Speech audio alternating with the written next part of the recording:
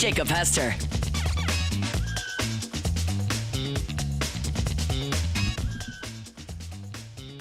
Welcome into a Wednesday edition of Off the Bench. Taylor Sharper with you, filling in for Jacob Hester. Alondra Villarreal here as always. And as you heard by the wonderfully put intro, Jordan Kitchens is here with us as well. Alondra, you texted me this morning and said, hey, I'm going to be coming in a little hot. Had power hour. How was that? It was good, but I'm just still, I don't know what just happened right before the show. We were going to start with baseball, but we're going to get there. Okay, Jordan leaves the studio 2 minutes before the show starts. All of a sudden, he's running back in. We look up. Alondra goes, Jordan, what's going on? His pants are like unzipped, like halfway down. We're trying to figure out what's going on. Jordan, are you all right? Yeah. Okay. That's an aggressive way to walk in the studio. Okay, you know what? We have to set the table. We can't just come out here and just be like, whoa, this guy's running around with his pants off. No, that's not what's going on. That's what happened. Let me set the table, everybody. So what happened was, you know, I'm making the YouTube thumbnail. Well, when I'm making the YouTube thumbnail, I forgot I have to put the YouTube thumbnail in. So I'm sitting at my desk, and I'm like, oh, snap, it's 5:57. I got to go do this real quick, you know, put the title in, whatever. So I go run and do that. I look at the clock, 6:59. Keep in mind, guys, I have to go. I don't like to drink coffee, so I had to drink me a nice Dr. Pepper this morning, give me a little pep in my step. And that Dr. Pepper just went straight through me. So I'm looking at the clock. I'm panicking. I'm in the bathroom. I'm like, okay, you know, I got like 30 seconds at this point. So I you know, you got to do what you got to do. I do what I do. And I'm thinking I'm out of time. So I'm like running back in the studio. And everybody's like, why are you running back? What's going on here? What's going on here? And I'm like, well, in my mind, I'm out of time. So you kind of were. Yeah. You're right. So, you know, Alondra had to hold the fort down. She had to, you know, hold the line. Let me get set up first. Let me get the weather together. So that's what happened. I'm not a maniac running with my pants off, everybody. No, I just. It's a bad look. Yeah, you know, I'm a team player. Okay. Yes. Did you total spin zone right there. Turned into he's a team player. Yeah. But. Team player. Did you get your pee in at least? Oh, bro. Because like you know this. Yeah. There's nothing worse as a guy. Like you're halfway through that pee. And you gotta try to clench it to get. You can't. No. You can't do it. No. I just know he didn't wash his hands. Listen, you know, when you have hand sanitizer, this is no the great denial thing. In that answer. You know, look, I can't lie. Y'all didn't hear the faucet running. We're not stupid. We're not stupid. Nobody heard the faucet running. That's wild. But I was able to get in right before the show started, able to drain the main vein. We're all good. We're all settled. We're here for 3 hours. We're locked in. Are you doing good this morning, Jordan? Yeah, I'm doing great. I neglected to ask you that with all the things going on when you came in the room. Things happen. But, you know, this is the whole point about being a foxhole guy. You know, you find yourself back against the wall, you got to find a way to get out. Some would say foxhole member wouldn't wait till 45 seconds before the show to pee, but also fair.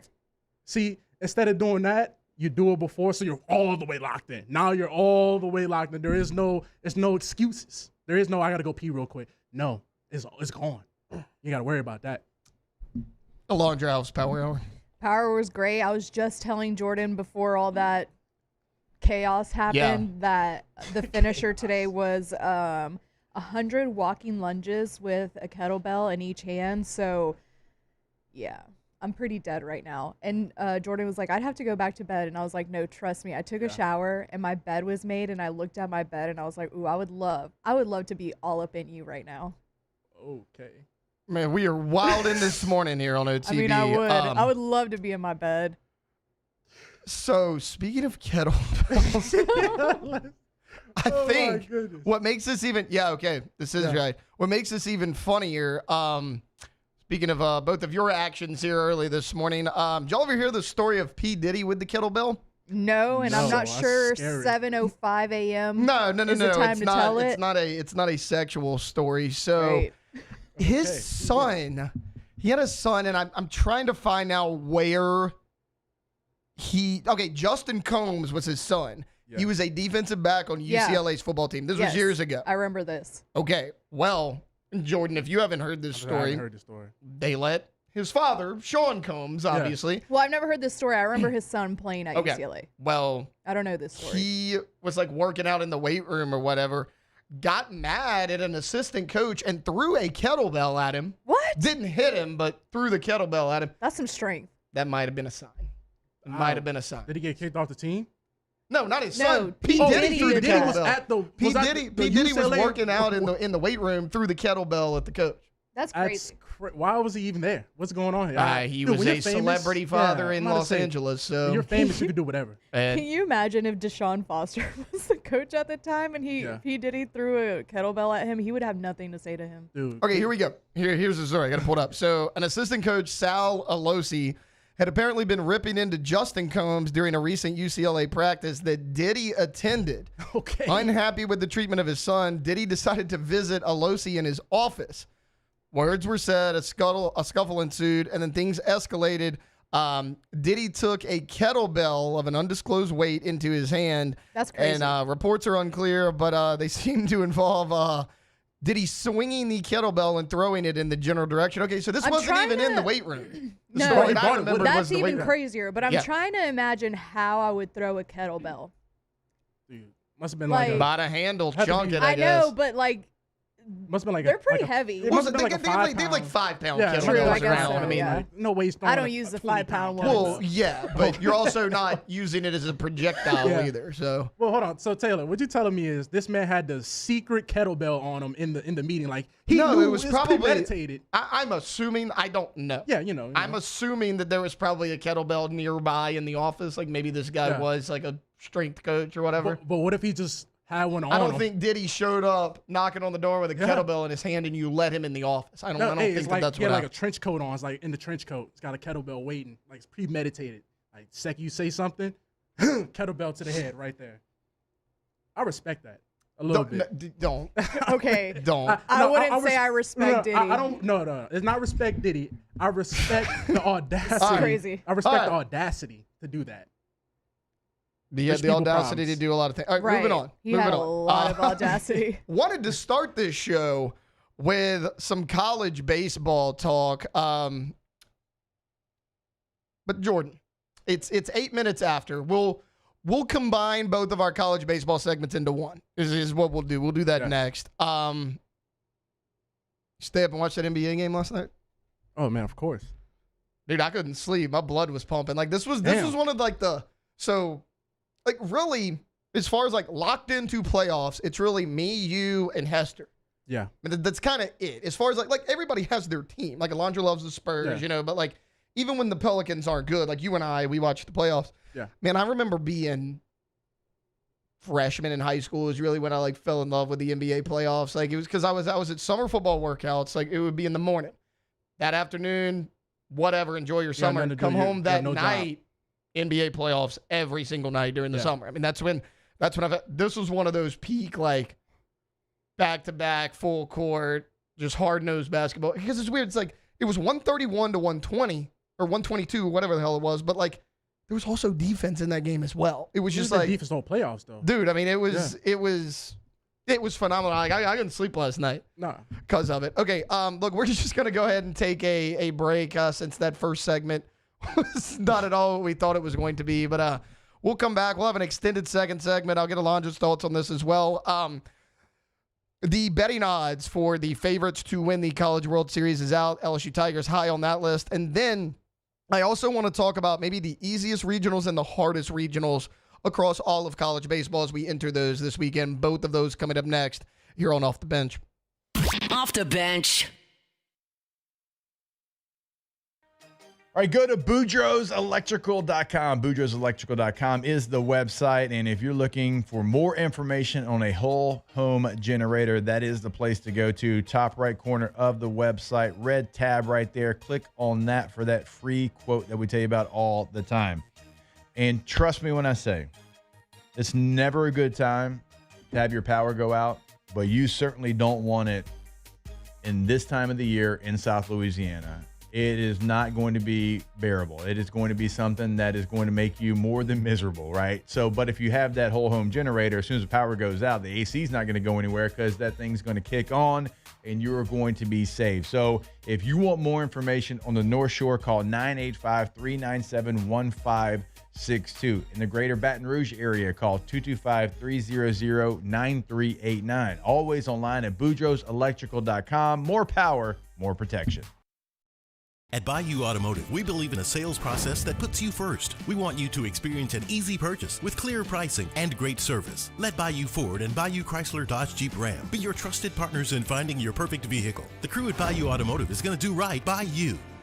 Gulf Coast Office Products is a nationally recognized Savin office equipment dealer based right here in Louisiana. Over 100 employees strong, Gulf Coast has the boots on the ground to support all vertical markets, from education, engineering, legal, and finance. With the latest in office technology, from desktop to production segment units, Gulf Coast and Savin have the perfect fit for you. Call 225-756-2644. That's 756-2644 for Gulf Coast Office Products.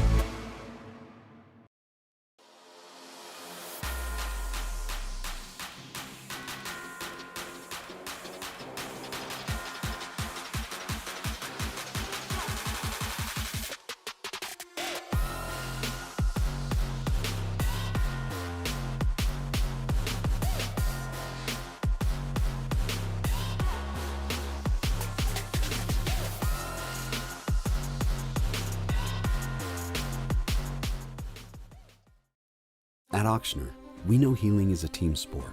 That's why we've partnered with world-renowned orthopedic surgeon Dr. James Andrews to create the Auctioner Andrews Orthopedics and Sports Medicine Institute. Whether you're a professional athlete or a weekend warrior, our team of specialists are dedicated to getting you back in the game. So whatever your reasons are for reaching your personal best, we've only got one: you. Auctioner Andrews Institute. Long live you.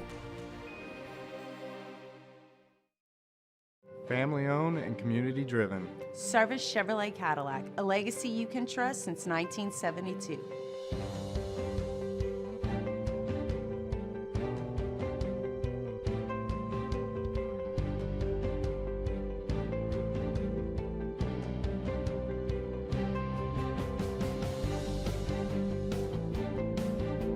Service Chevrolet Cadillac, our family serving your family. For over 50 years.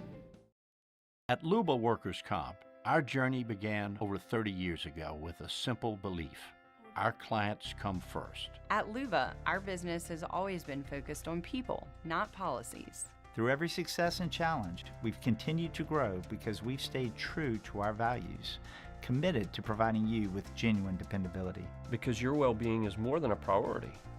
It's our purpose.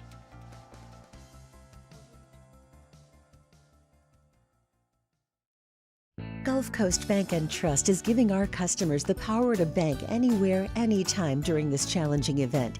And we're right there with you. Our mobile banking app is a smart way. Welcome back to Off the Bench.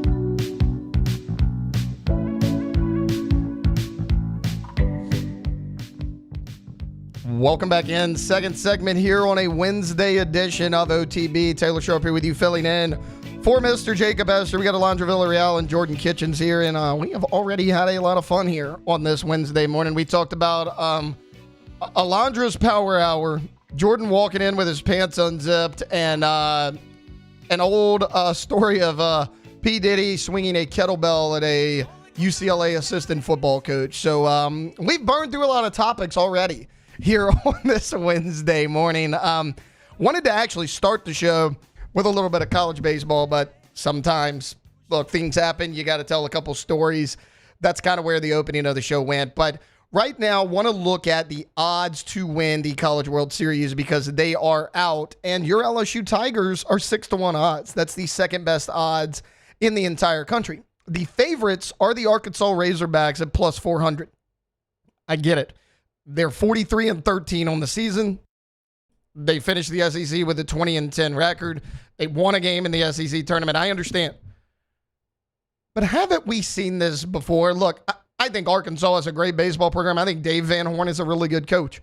But it just seems like time and time again, Arkansas every year looks primed to win it all, only to fall short. I mean, when was it? 2018, something like that. They're a foul ball catch away from winning the College World Series. Their infielders completely whiff. There's 3 guys standing there. Nobody catches the foul ball. They ultimately lose in the College World Series finals. It just stuff like that happens to Arkansas time and time again in the College World Series. I get it. They're a great team. They've been good all year. I know everybody hates the University of Texas. I think they've been the best team in the SEC all year long. Texas would have been my betting favorite to win it all. Just strictly based on what we've seen so far this year, I would go with Texas, not Arkansas. But look, right behind Arkansas, it's LSU at 6-1 odds. So can the Tigers get it done? They certainly have the pitching to do this. Look, I love what I've seen from this staff lately. You have 2 top-flight starters. It's funny, after the first game in the SEC tournament where both Anderson and Ianson pitched, Jay Johnson was asked about Cade Anderson. He goes, look, he's the best pitcher in the country. The only person he might be tied with is Anthony Ianson. I mean, it doesn't really matter to me. Like, you can say, okay, Cade Anderson's your ace. As far as I'm concerned, Cade Anderson's your day 1 starter. Iason's your day 2. You have 2 aces on this staff. They have both been excellent. Also, it's looking like you may have some solid options for your 3rd and 4th starter. Everyone on this show has always talked about, look, when you get to Omaha, you may have to dip in a little bit, start a 3rd, a 4th arm, a guy. Like, you see it every single year, right? You saw it with Nate Ackenhausen 2 years ago when LSU won the national championship. He wasn't a weekend starter in that rotation, but because of rest for Paul Skeens and some other factors, like Nate Ackenhausen had to step up and start a game in the national championship. What arms can you rely on out of the bullpen? Because we know Anderson and Ianson, in my opinion, best duo in the country as far as starting pitchers. I threw out the names that I know for sure this team can count on. Zach Cowan, Kason Evans if he's not starting, Chase Shores if he's not starting, Connor Ware, Jacob Myers, Cooper Williams, Jaden Newt. Those are 7 guys right now I feel comfortable with.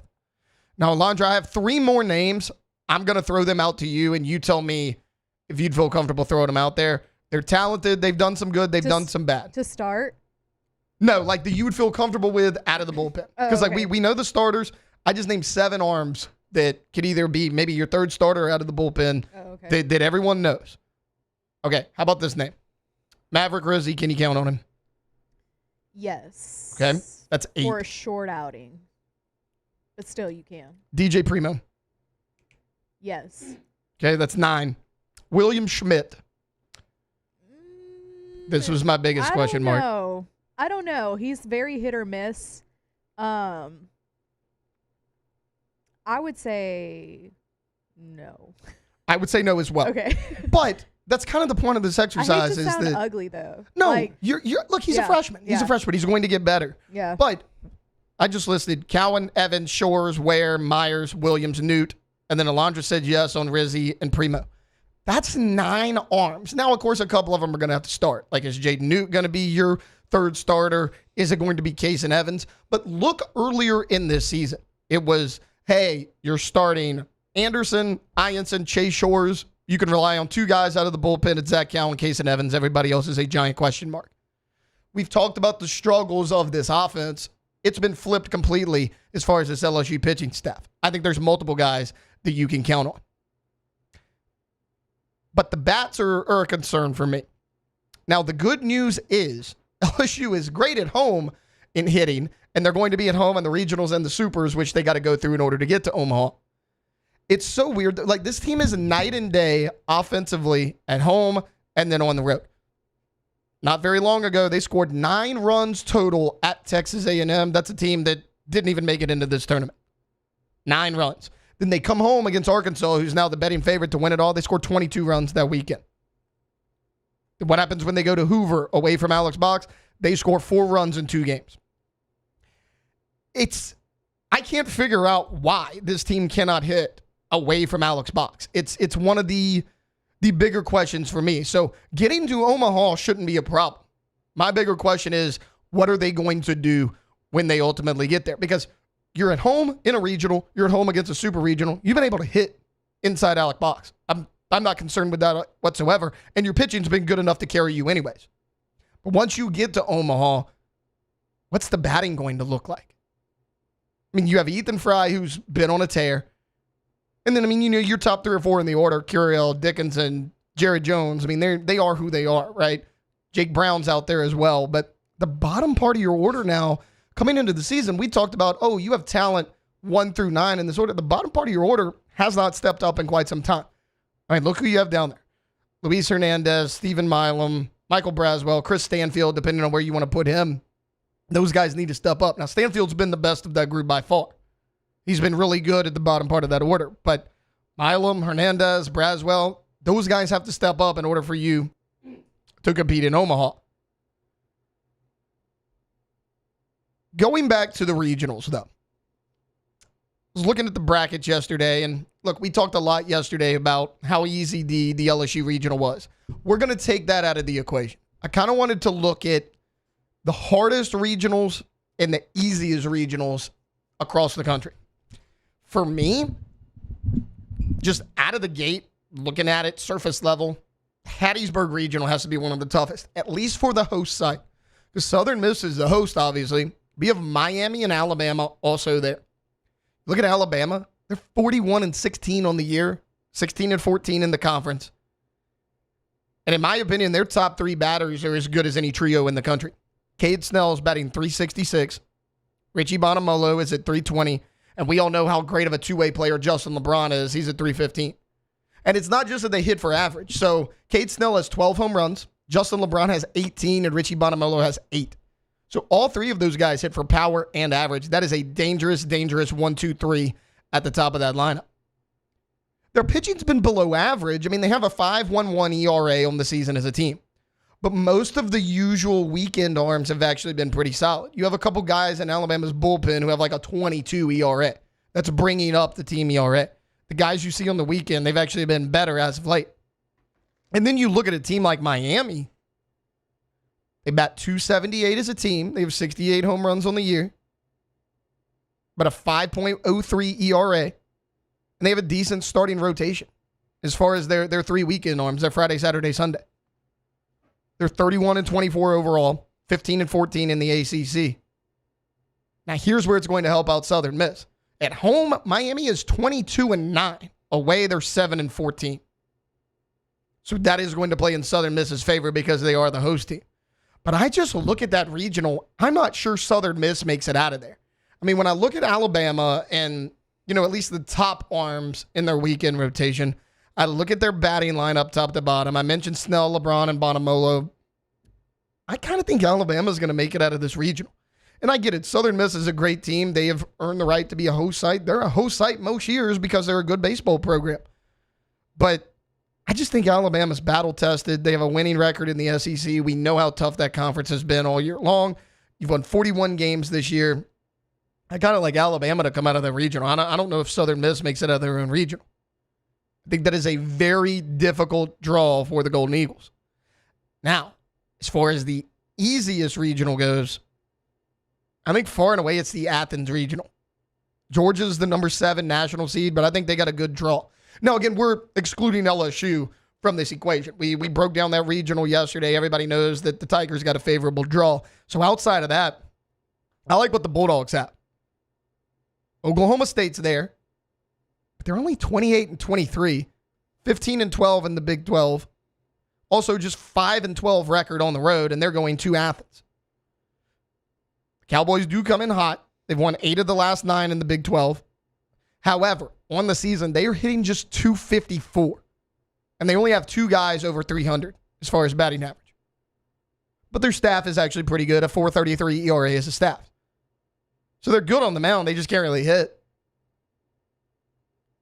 Then you have Duke, 37 wins, 17-13 in the ACC.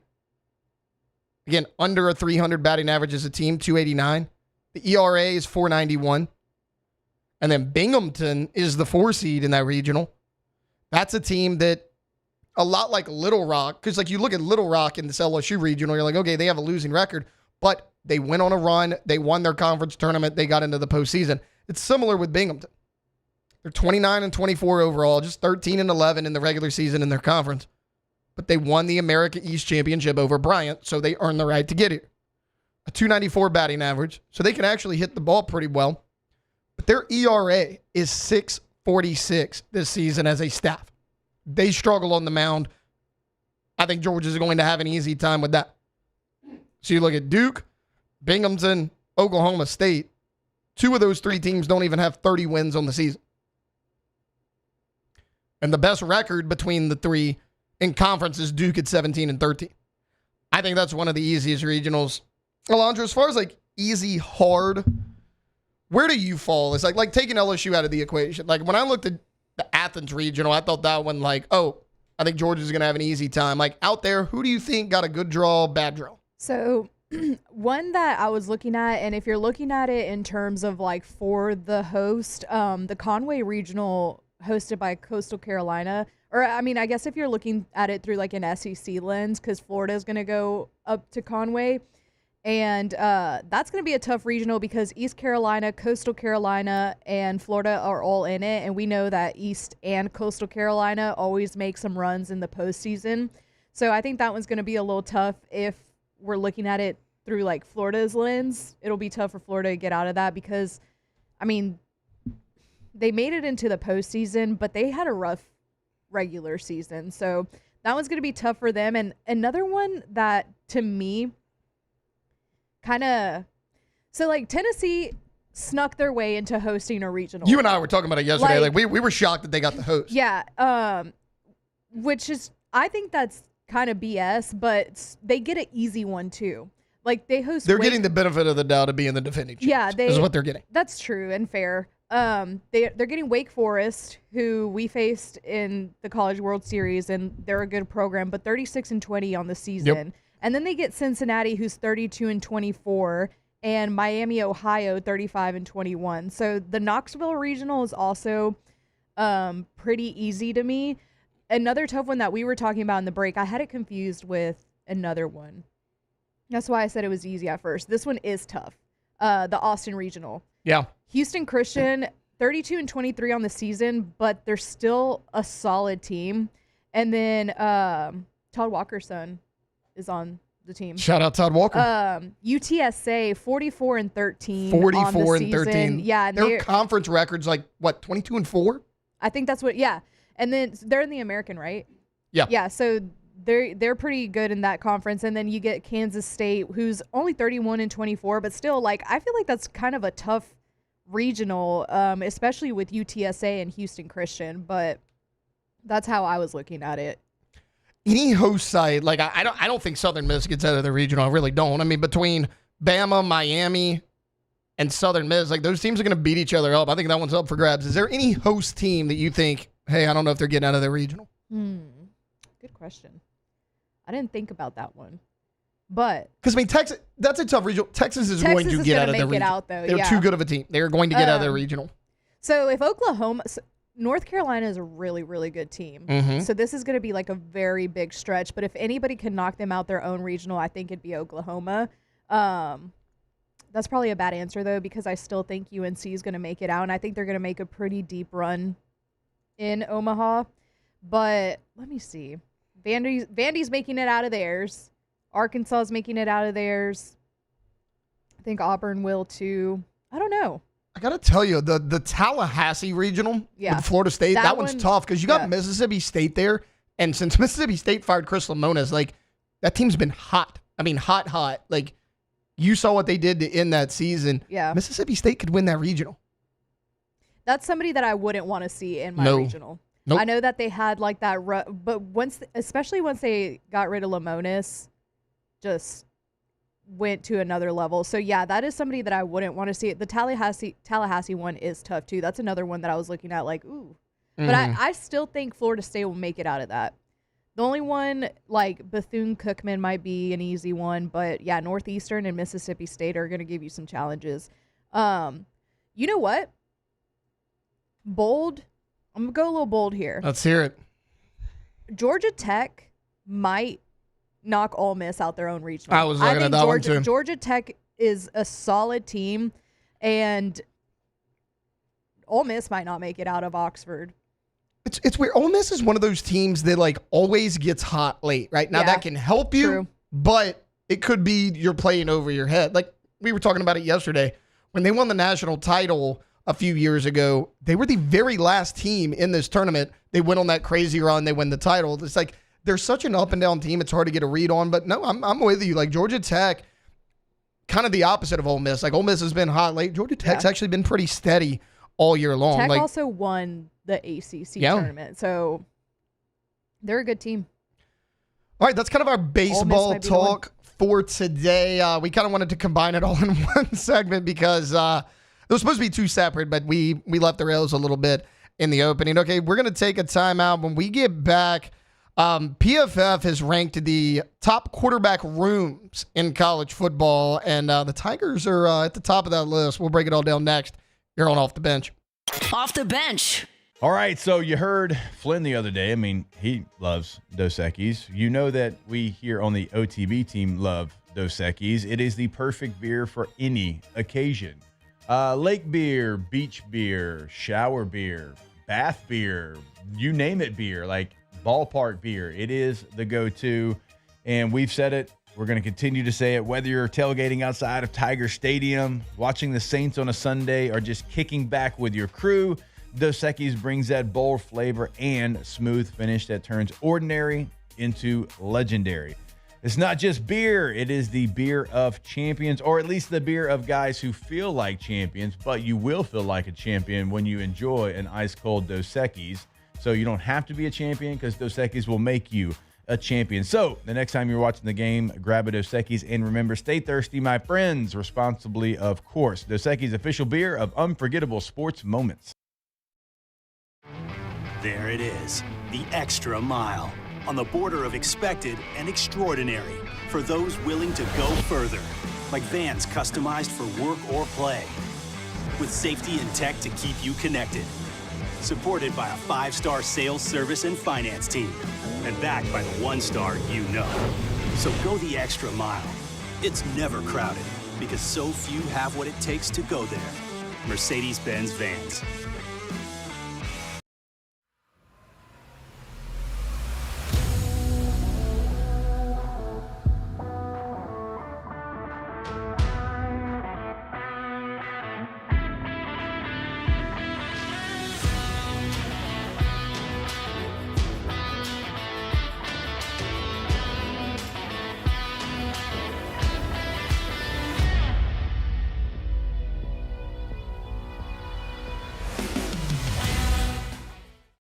Man, age is just a number.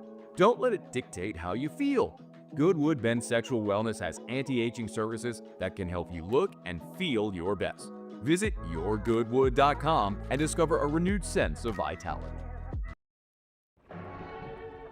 These are the luckiest ice cubes in the world. They could have been a thankless bed for an all-you-can-eat salad bar. But instead, they've been called upon to cradle and cool a crisp, refreshing Dos Equis. Looks like the lucky just got luckier. Dos Equis. At Sunshine, we know what you see when you look at your land. Where others may see dirt, you see the foundation you've built your life on. This, it's hallowed ground. It's past, present, and future. We're proud to provide quality John Deere equipment to help you maintain the land you love. Check out our current promotions and learn more about what it means to be powered by sunshine at sunequip.com.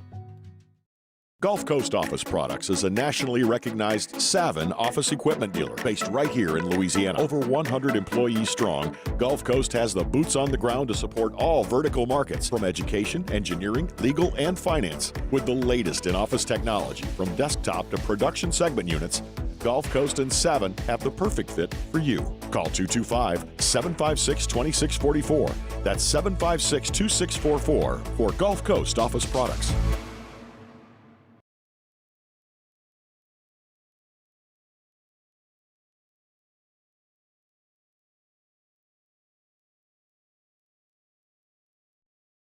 This is Off the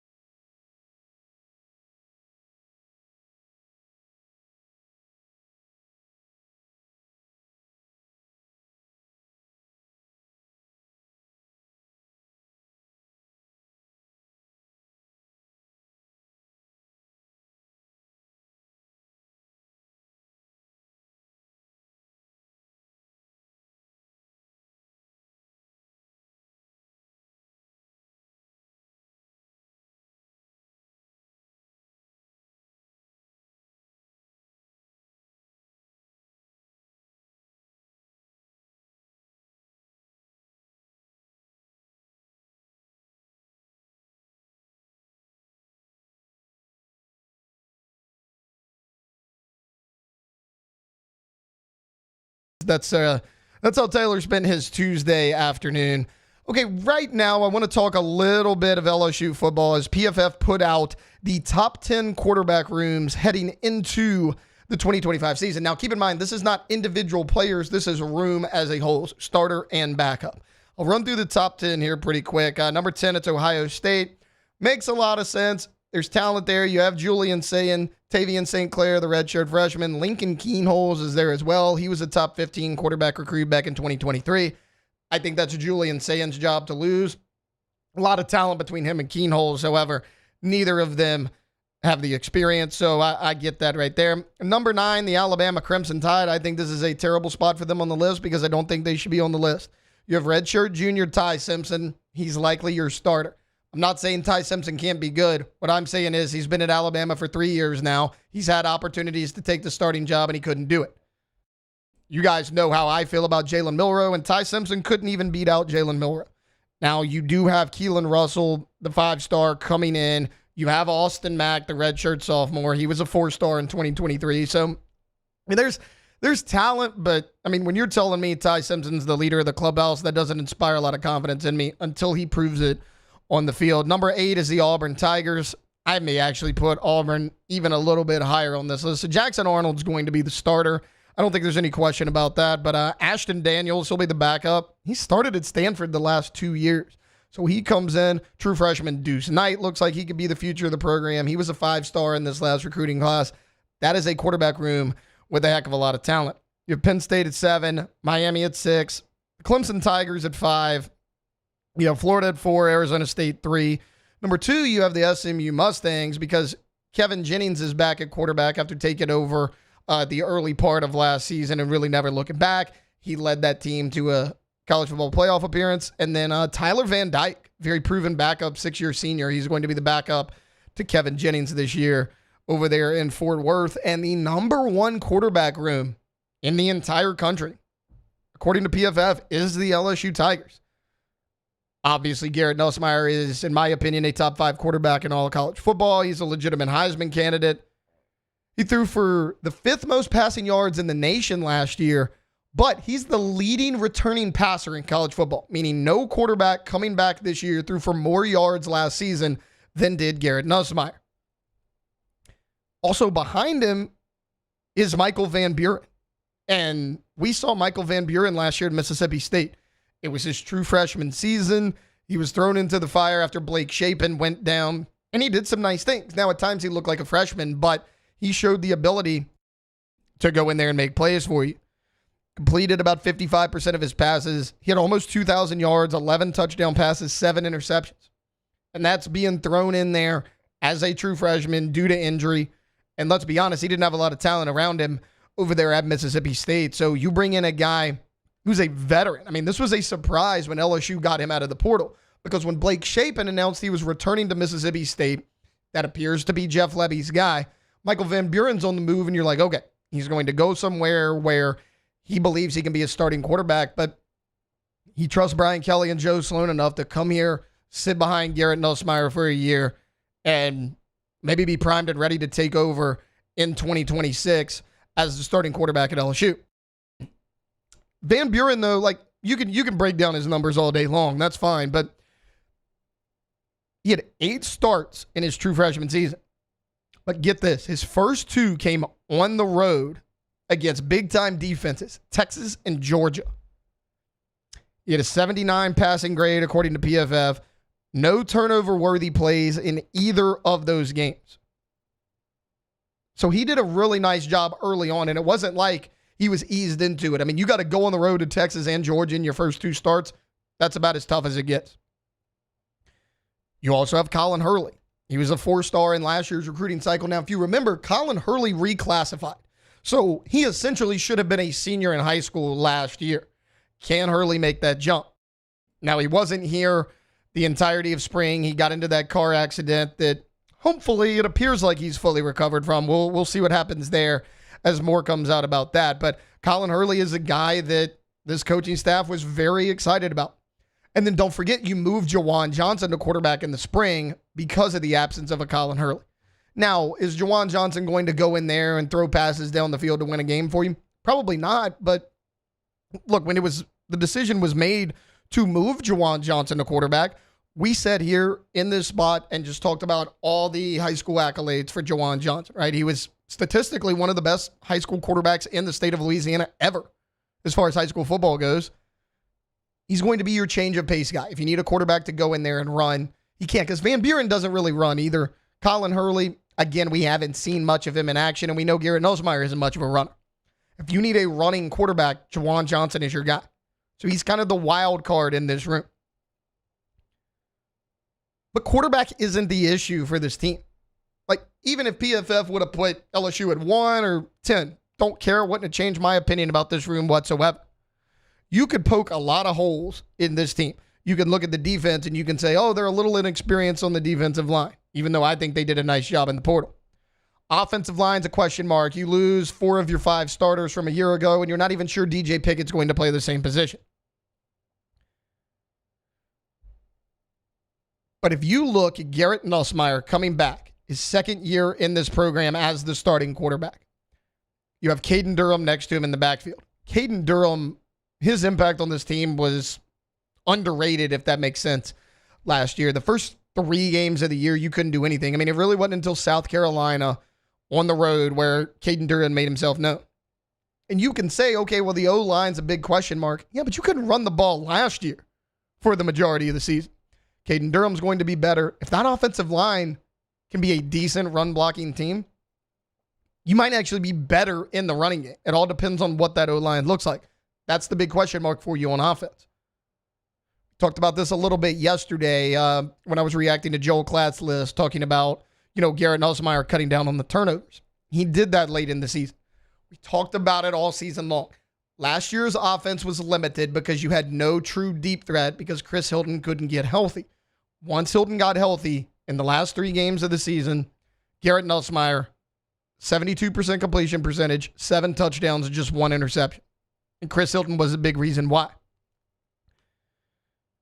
Look at all the potential deep ball threats here. Like, the first deep ball that Garrett Nussmeier truly hit last year was against UCLA. It was Kyle Parker down the sidelines for a touchdown. Still, like, in my opinion, the best ball Garrett Nussmeier threw all year long. And he threw some good ones. Kyle Parker will be back. He actually didn't return after that game. He was out the rest of the season due to an injury. He's back. Hilton's back. Xavion Thomas, Aaron Anderson, Berrien Brown. Jelani Watkins is undersized, but can he make an impact? We know how fast he is. You have so many weapons to play with in this offense. And that's just the deep ball guys. I mean, you have a 6'5" receiver coming in and Nick Anderson, who I'm excited about. Your tight end room, top to bottom, might actually be better than a year ago. Like, I know Mason Taylor was great, but you bring in Bauer Sharp, Trey'Dez Green's a year older, and you have Donovan Green from Texas A&M. That's a really good room as well. The big question mark on this team is offensive line.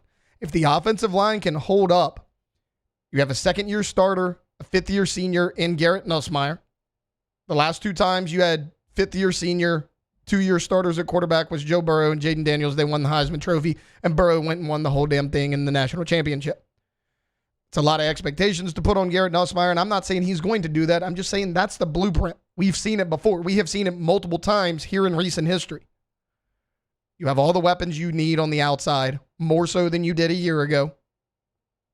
I think your tight end room might be the most underrated group in the entire team. I think your running backs are going to be better. Caden Durham's going to spearhead that. Caleb Jackson's returning.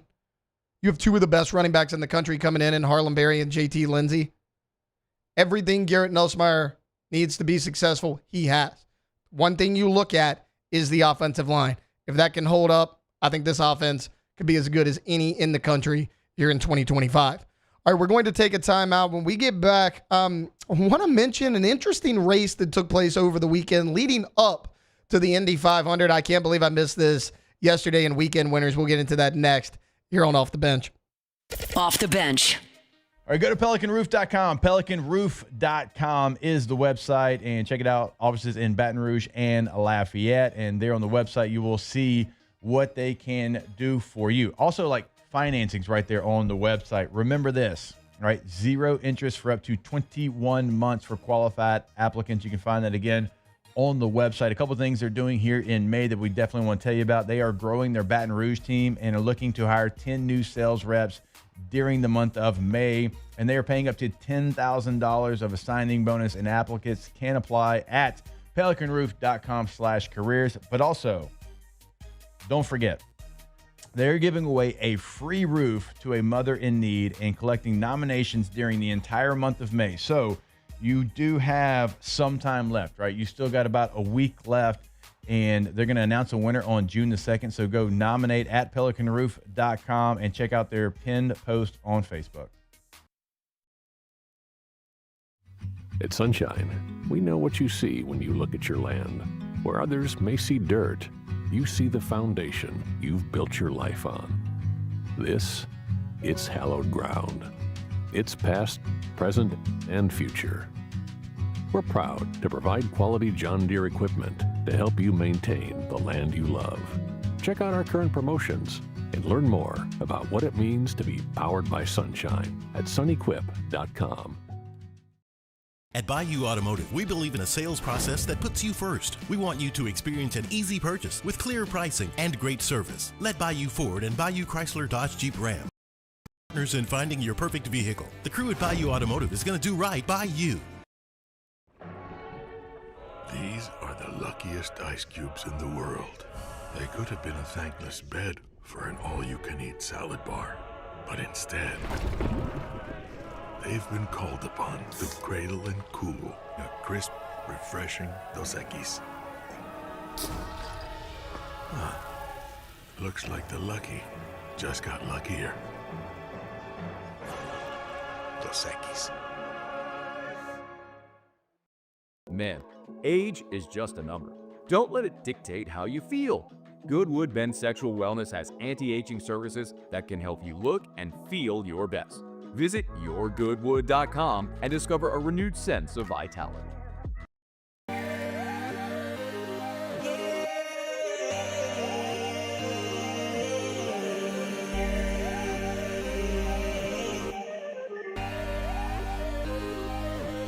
You gotta believe in a dream. Believe. You gotta believe in a dream. Believe. You gotta believe. My whole team on wild. At Auctioner, we know healing is a team sport.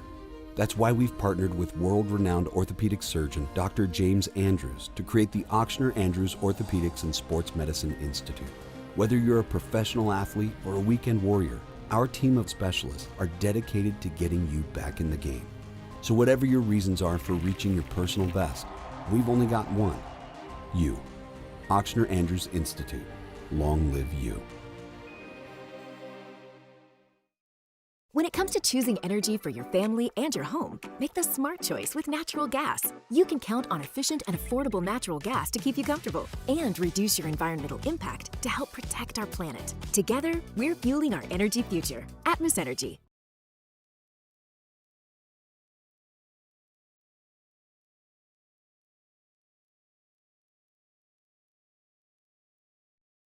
This is Off the Bench.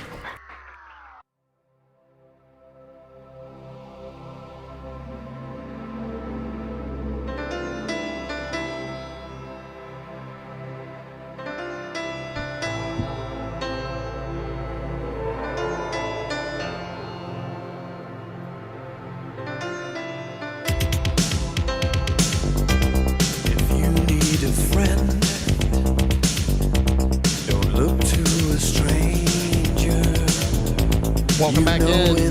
Final segment, hour number one, here on a Wednesday edition of OTB. Taylor Sharp here in the host chair for Jacob Hester. So on Monday, on Memorial Day, the Indianapolis 500 took place, and Alex Palou won his first ever Indy 500. Congratulations to him. But this is not about you, Alex. Something occurred on Friday that is incredible. It's one of the most American things you'll see. And this is a misstep by me for missing it during weekend winners. So on Friday, at the Indianapolis Speedway, where they do the Indy 500, was the first ever Weenie 500. So these were hot dog-shaped cars that reached top speeds of a whopping 50 miles an hour. And get this, it was 6 hot dogs. All U.S. regions were represented. So the chili dog from the South, the chai dog from the Midwest, the New York dog from the east, obviously, the slaw dog from the southeast, and the Seattle dog for the northeast, and then the Southwest had a hot dog as well. So 6 different hot dogs. And we had a little bit of a photo finish. Jordan, why don't you just go ahead and play this video? It will be the 109th running of the Indy 500, but the first Weenie 500. And if you know one thing about Indy on the last lap, it's a dog-eat-dog world as they round the track for the final time. Chidog still in the lead, but looks like maybe a great run off of turn 2 here. Oh, I think we might be having a race to the line. Mustard Maddie closing with the Slaw Dog. Could she top off the Weenie 500 with a late pass on the Chidog? Less than a quarter mile to go at the Indianapolis Motor Speedway for the inaugural Weenie 500. These hot dogs are hot rodding it down the front straight, T-Bell. They're coming at us now. Maxed out at a whopping 60 miles an hour. Townsend. They're closing. Second place is closing with the run. Can the fans cheer them across the line? It's going to be close. They're making the move.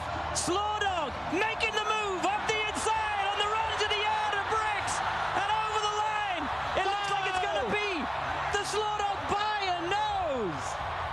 Slaw Dog win in the closest finish in Weenie 500 history. The closest finish in the first ever Weenie 500, so it would have to be the closest in history. Guys, this is what America is all about. I'm ranking this right up there with the hot dog eating contest. Joey Chestnut, though. Joey Chestnut. Yeah, yes. Joey Chestnut should have driven one of these dogs. Shout out to the Slaw Dog. Don't know if I've ever had a Slaw Dog, Not a fan of Slaw Dogs. Photo finish there in that race. So the Indy 500 was huge this weekend. Like, Tom Brady got to announce the Indy 500. He went there and because Fox Sports had exclusive rights to the Indy 500, and Brady obviously with Fox Sports. And look, he got up there and took a shot. He said, it's good to have one more good drive in front of Indianapolis fans, taking a shot at the Colts-Patriots rivalry. They booed him over that. You got the Weenie 500 here. Like, this is excellent. I'll give Rivers Huey credit. She goes to the Starkville Derby every year in Starkville, which is right before the Kentucky Derby. It's like a dog race. Oh, really? I don't know. Is that only corgis? It's only wiener dogs. Oh, it's only wiener dogs. Okay. I need to see this. This sounds electric. Because I was like, I'm signing up Frankie next year. He's super fast, but he's an Australian Shepherd, so that's probably. A weenie dog? No, absolutely, absolutely. I was gonna go with her, but then that was the same weekend as Pearl Jam. Yeah, and I ended up not even going to go see Pearl Jam. So wait, what would you do? Was that the weekend you got sick? No, but I just didn't feel like going. Okay, because there was one weekend recently you got like really sad. I didn't know if that was it. I was sick like back to back. That was insane. Well, guys, crazy. The Slaw Dog. Yeah. Like, shout out Slaw Dog. This is the most incredible thing. I saw this yesterday at about noon, and I'm like, how in the hell did we miss this? Like, all of us missed it for weekend winners. Like, I don't know. I didn't even know the Indy 500 took place on Monday because I have no idea. I'm not a big Indy 500 fan. I guess because like Memorial Day, maybe. Like, congrats to Alex Palou. This segment's not about you, dude. Good job on your Indy 500 win. Congrats. But like the first ever Weenie 500, like this has to be done more. Next year, I want to see like an Oscar Mayer versus a Nathan's versus a Ballpark. Like, we need different Weenie brand sponsorships. I want nitro. Just like in NASCAR. I want nitros on the Weenie machines. Dude, I'm excited. Yeah, 50 miles an hour, a little slow. A little slow for me. Get up to 100. Like, if you get professional drivers, I don't see why you can't. Like, the cars. But do they go that high is my thing. Oh, they might not go They bet it was making that many miles per hour. I don't know how. I don't even know how many laps they take. Bro, that's a big guys, weenie, man. We saw everything I know about the Weenie 500 you saw in that video. Yes. I know that it's great. I know that there was way more people in that arena than I thought there would be. Oh, yeah. I do love that he said the fastest finish in history. It's it's the like first one, yeah. All right, look, coming up in hour number wrong. 2, we got New Orleans Saints. We got a little NBA playoffs and Bryce Kuhn of 247 Sports coming up here on Off the Bench. Off the Bench. KTOZBlinds.com is the website. It was safer. K to Z Interiors and Outdoor Living. Been doing it since 2004. Brandon Barton and the team going to come out to your space, your home, your business, and learn your space. Going to know it better than you probably in like 5 or 10 minutes. That's what they've done for me. They did it for T. They're going to probably do it for Flynn. They'll do it for you as well. It's not just because we talk about them every day. That's just who they are, and that is what they get done every single day. Now, interior and outdoor living. Sometimes it's both, and that's what I have gotten from them. The shade is incredible. I told y'all the other day, my dad saw it. He's like, wait a minute, I want one of those. Brandon driving to Dallas, stops off in Shreveport, puts one up for my dad. That's just who they are. That is what you're going to get, that level of customer service. KTOZBlinds.com. The Windsor Senior Living Community in Mandeville, Louisiana is a beautiful, vibrant apartment community geared toward seniors. They are nestled right in the heart of Mandeville, where seniors live a more carefree lifestyle in spacious apartments with the peace of mind that comes from having a little extra help. Call the Windsor at 985-624-8040 to schedule a lunch and tour. Come see how the Windsor can be your passport to peace of mind. ED, low T, or simply seeking to optimize your health and performance? Goodwood Men's Sexual Wellness offers a range of discreet services to address your specific needs. We empower men to reclaim their health and confidence. Visit yourgoodwood.com. Family owned and community driven. Service Chevrolet Cadillac, a legacy you can trust since 1972.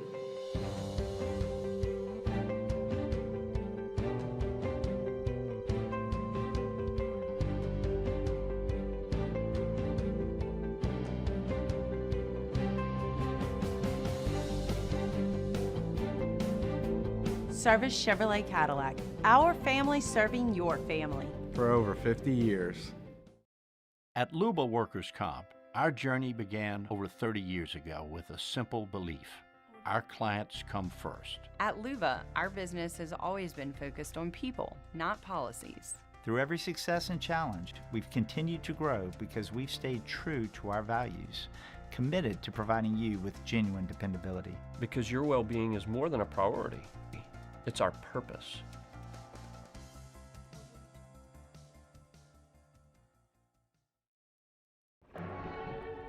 These are the luckiest ice cubes in the world.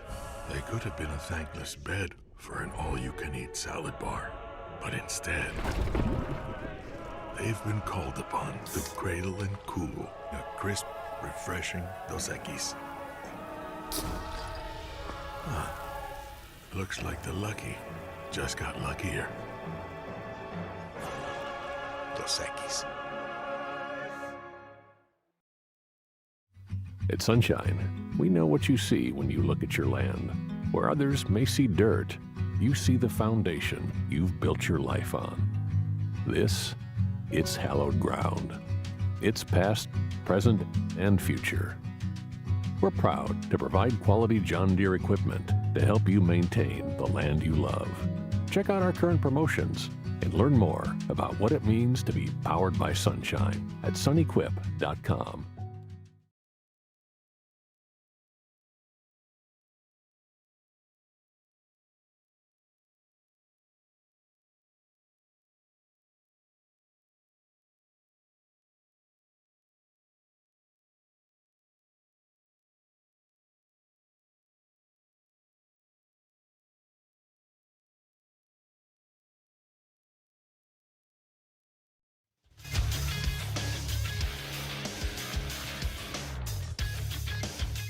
Good morning, Baton Rouge. Hour number 2 of OTB. In this hour, we're going to talk about the Saints running back room. A lot of sports, you know what we're going to talk about. We're going to talk also to Bryce Kuhn later in the hour. So y'all sit tight, get your coffee, and hour number 2 of OTB starts now. Let's go. All-Star Toyota presents Off the Bench. This is what we have been waiting for. The hype is over. Off the Bench. Hey, they said I got to come off the bench. Now, here's Jacob Hester. Welcome in hour number 2, a Wednesday edition of Off the Bench. Taylor Sharp here with you, sitting in for Jacob Hester here today. Tomorrow, Jake will be back on Friday. Jake actually going to send us back some interviews from the SEC spring meetings probably this afternoon. We will play them during tomorrow's show. LSU coaches, you know, that sort of thing. We'll have that for you all tomorrow, and then Jake ultimately will be back on Friday. Right now, I want to look at a little bit of New Orleans Saints because we're having Ross Jackson on at 9 a.m. to talk some OTAs. But Ross, obviously, he does a Locked On Saints, now writes for us here at LouisianaSports.net. He put out a thing yesterday, this article talking about OTAs and some veterans returning for the Saints that are actually battling for roster spots. And the one he mentioned yesterday was none other than former LSU running back Clyde Edwards-Helaire. He says, look, there weren't a ton of bright spots late in the 2024 season for the Saints.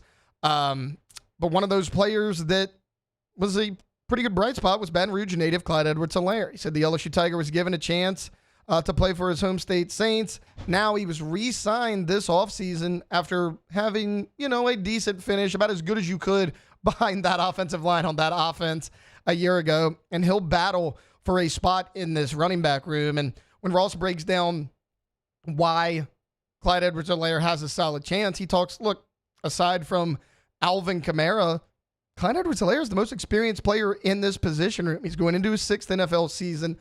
If you remember, Clyde was a 2020 first-round pick for the Kansas City Chiefs. He's actually the very last pick in the first round.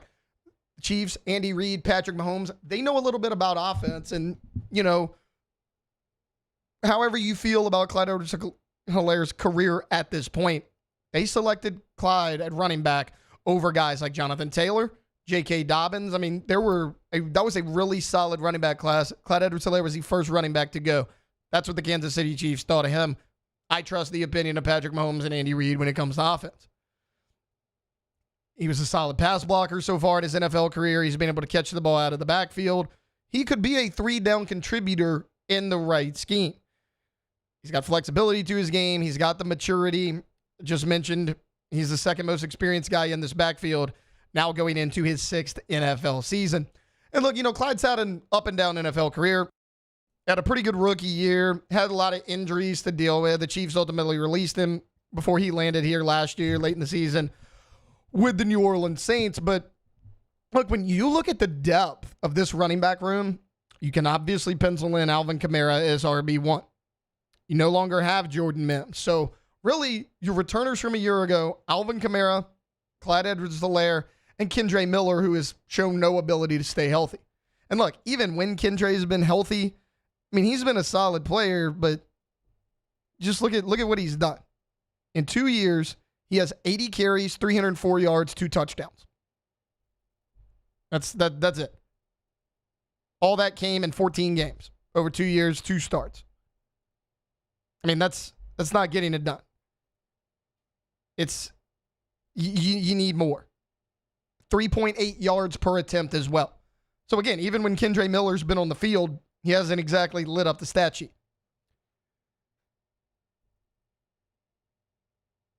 The young guys are exciting, though. You were able to get Devin Neal in the 6th round of this NFL draft.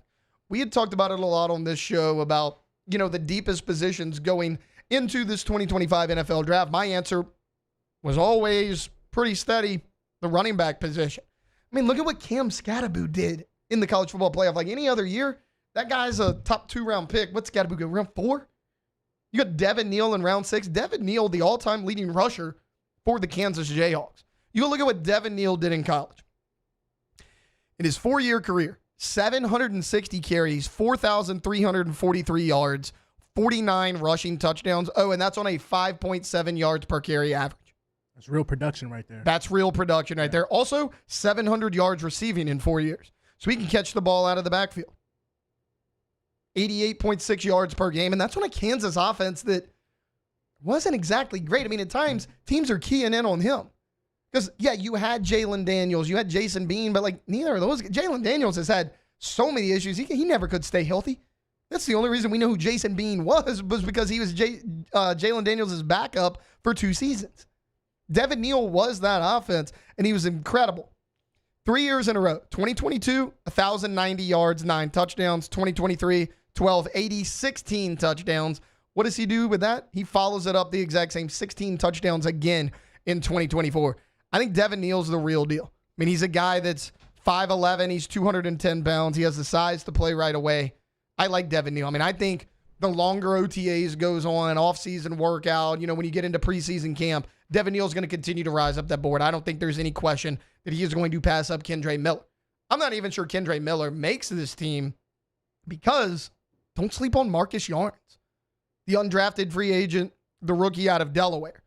We we've seen Delaware in the past produce some NFL players, none bigger than Joe Flacco, of course, who's won a Super Bowl.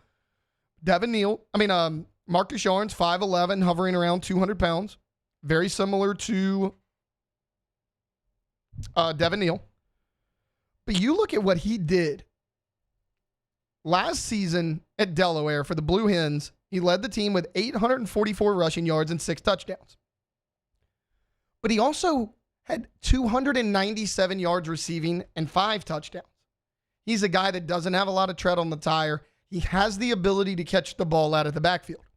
Could he potentially be a third down / pass catching back? Now, I know in his career, Alvin Kamara's been that every down back. On third down in passing situations, Alvin Kamara's been that guy, but Kamara's not getting any younger. And you're going to need somebody to spell Alvin Kamara, to give Kamara a breather. I think on early downs, it's Devin Neal, no question about it. He is that pure running back that you need. But if you need a guy out of the backfield, Marcus Yarns did a really nice job of catching the ball out of the backfield in college. And again, that's multiple seasons. I mentioned that 844 yards rushing, 297 receiving. In 2023, he was even better. 939 yards rushing, 15 touchdowns, also 300 yards receiving out of the backfield. This is a guy that he is an all-purpose back. He can do a little bit of everything for you. If Marcus Yarns can pass block as well as get out of the backfield and catch passes, Marcus Yarns is going to make this team. Now, we're going to see how he performs in preseason, what the rest of the offseason looks like, what the OTAs look like. When Ross hops on with us at 9 a.m., I'm going to ask him about Devin Neal and Marcus Yarns. I'm not sure Kendre Miller makes this team. Because I don't know about you guys, I trust Clyde Edwards-Helaire more than I do Kendre Miller. And sure, Clyde Edwards-Helaire has had injury concerns, but we've at least seen what he can do. He's been productive. He's played in big-time games with the Kansas City Chiefs. You can't really say that about Kendre Miller. I just laid it out. 14 games in 2 years, 300 yards rushing, 2 touchdowns. That is what Kendre Miller has given you as a New Orleans Saint. And that's a guy who's a third-round draft pick. Keep in mind, this coaching staff did not draft Kendre Miller. What they did do was draft Devin Neal, and they signed Marcus Yarns in the offseason. And they wanted to bring back Clyde Edwards-Helaire. Kendre Miller's still on his rookie deal. It's one of those things where it's like you brought in Clyde, Yarns, Devin Neal. Kendre Miller was just kind of here when he got here. Me and Jordan, we were talking about this not long ago, and you and I were saying, oh, we don't know if Kendre Miller or Jordan Mims makes this team. They already got rid of Jordan Mims. They're already one down. Do you think Kendre Miller makes this team? Because I don't. All right. So outside looking in, obviously not, because there is zero production in Kendre Miller, and you've been wanting this so bad, not only for him to be on the field, but you've been looking for that guy to take that pressure off AK. That was the whole point of Kendre Miller, was to come in and to alleviate, and literally just to alleviate the pressure off AK. We did not ask Kendre Miller to come in and be the guy. So I think the only universe that there's a way that Kendre Miller makes this roster, the first preseason game, he has to go off. It has to be a 50-yard. Or somebody like Neal or Clyde. Somebody gets hurt, injuries, but I'm just talking performance-wise. I feel like the only way that Kendre Miller can really save himself on this Saints team this year is that either the first 2 preseason games, he has to explode. I'm talking a 50-yard run, something that the coach is oh, we can't teach this. This is something that you saw. Something the other guys don't have. Yeah, that they don't have. The burst and pop you've seen at TCU, only way possible. Other than that, I think his bag's already packed. Well, that's kind of exactly what I was getting at with these other 2 guys, right? You're talking about something that the other guys don't have. Yeah. Marcus Yarns can catch the ball out of the backfield, at least in college, probably better than anybody you currently have on your team. Yeah. Devin Neal, he's got the explosiveness out of the backfield. He's got production. You saw the yards per carry in college. You saw the production. Clyde, former first-round pick, he had production in college. Veteran. Kendre Miller's behind the 8 ball on all 3 of those players. Yeah. Right now, you have 5 running backs on the roster. I'm putting Kendre Miller 5th. You got Kamara and Clyde Edwards-Helaire, who have been there. They're veterans. You got Devin Neal, who's going to make this team. Yeah. And I think if Marcus Yarns outperforms Kendre Miller in preseason camp, this staff did not draft Kendre Miller. I'll keep going back to that. And then, look, we always criticize Dennis Allen for pretty much everything, and rightfully so. You remember the press conferences with Dennis Allen, right? It was a whole lot of nothing. He never gave you anything. The only time Dennis Allen ever got fired up was when he was criticizing Kendre Miller. We had talked about it multiple times and played the clips here over and over of Dennis Allen being asked, hey, when's Kendre Miller being healthy? And Dennis Allen's answer was pretty much quite simply, I don't know. We don't really know what's wrong with him. So this is more than just an injury thing. It kind of seems like a miscommunication between him and the New Orleans Saints. Hey, wasn't Dennis Allen the one I was like, you can't make the team in the tub or something like that when he was talking about Kendre Miller? He like, never. That was never the thing said that about about Dennis anybody. Allen. He never threw his players under the bus. Never. Ever. Well, unless you score on the Falcons. Unless you score on the Falcons. Unless you score on the Falcons. But he did to Kendre Miller. Oh, yeah. That's the only player. That tells me a lot about Kendre Miller. Now, look, I don't know Kendre Miller. I'm not in that front office. Kendre might be a great teammate. Dennis Allen didn't think he was. Oh. And now you bring in a new staff of these offensive-minded guys. I mean, look at your offensive staff. Doug Nussmeier. Kellen Moore's your de facto offensive coordinator is also your head coach. Like, these guys know offense. They know how to score points. If Kendre Miller's not producing in the preseason, Kendre Miller's not going to make this team. But you know the scariest thing, though? That really goes back to your main point. You're talking about who drafted him. Dennis Allen drafted this man, and he threw him under the bus. Yeah. That's the biggest red flag. They don't get a bigger red flag than and that's that. after 2 years. Because you know what they say? It shouldn't be this way, but the higher draft pick you are, the longer leash you have. You get a leash. Kendre Miller's a third-round pick. Literally. And Dennis Allen was done with him halfway through his second season. That's scary. And it's because he has started 2 games. He's only played in 14. He's averaging 3.8 yards per carry. 304 yards rushing and 2 touchdowns. That is what third-round pick Kendre Miller has given you in 2 seasons. That's crazy. I'm not saying the guy's not talented. I think he is. We saw it at TCU. But there's some sort of disconnect. Whether it's injuries, whether it's a learning curve in the NFL, there is something. And if Kendre Miller doesn't get it together, he's going to get passed by Devin Neal. He's going to get passed by Clyde Edwards-Helaire. And he's going to get passed by Marcus Yarns. And he's not going to make this team. Now, we'll see what happens. Really, you have Alvin Kamara and a giant question mark behind that. But I actually like the depth behind Alvin Kamara if these guys could stay healthy. All right, we're going to take a timeout. When we get back, Stuart Mandela of The Athletic put out the top 25 college football program since 2000, and it is just an incredibly biased list. We'll get into that next here on Off the Bench. Off the Bench. All right, go to allstartoyotaofbatonrouge.com. Allstartoyotaofbatonrouge.com. Buying new, leasing, renting, everything is available in all 3 of those processes. So no matter what you need, they're going to have it over at All-Star. If you need a full-size SUV, mid-size SUV, van, truck, hybrid sedan, whatever, they've got it. And we are here in the month of May at the very end. Today is the last day for everybody. Most people already out of school, but today certainly is that last day of school. So maybe you're going on your trip this weekend. Maybe you're waiting until next week, but it is okay. It is not too late to rent a Toyota from All-Star. Call Miss Lisa Sessions today in the rental department. Get it all reserved up. Per day rental prices, fantastic prices as well. Something that we always mention, the deal they have at All-Star is incredible. So per day rental prices, everything is available. Again, All-Star Toyota of BatonRouge.com. There it is, the extra mile, on the border of expected and extraordinary for those willing to go further, like vans customized for work or play, with safety and tech to keep you connected, supported by a 5-star sales, service, and finance team, and backed by the 1-star you know. So go the extra mile. It's never crowded because so few have what it takes to go there. Mercedes-Benz Vans. Baton Rouge's home for real rock. It's Eagle 98.1. Foo Fighters. Led Zeppelin. AC/DC. Pearl Jam. And the flagship home for LSU sports. Take us anywhere with the Eagle 98.1 app. Eagle 98.1 is the rock station. Man, age is just a number. Don't let it dictate how you feel.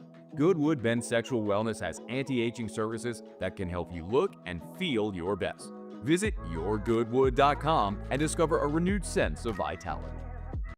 Gulf Coast Office Products is a nationally recognized Savin office equipment dealer based right here in Louisiana. Over 100 employees strong, Gulf Coast has the boots on the ground to support all vertical markets, from education, engineering, legal, and finance. With the latest in office technology, from desktop to production segment units, Gulf Coast and Savin have the perfect fit for you. Call 225-756-2644. That's 756-2644 for Gulf Coast Office Products. At Ochsner, we know healing is a team sport. That's why we've partnered with world-renowned orthopedic surgeon Dr. James Andrews to create the Ochsner Andrews Orthopedics and Sports Medicine Institute. Whether you're a professional athlete or a weekend warrior, our team of specialists are dedicated to getting you back in the game.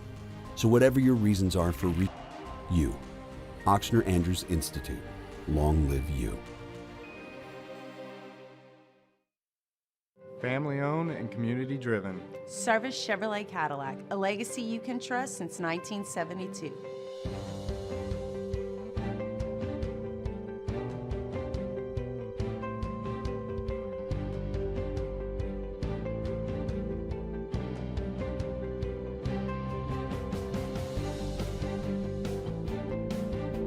Service Chevrolet Cadillac, our family serving your family. For over 50 years.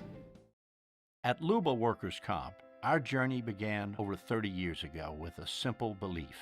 Our clients come first. At Luba, our business has always been focused on. Welcome back to Off the Bench.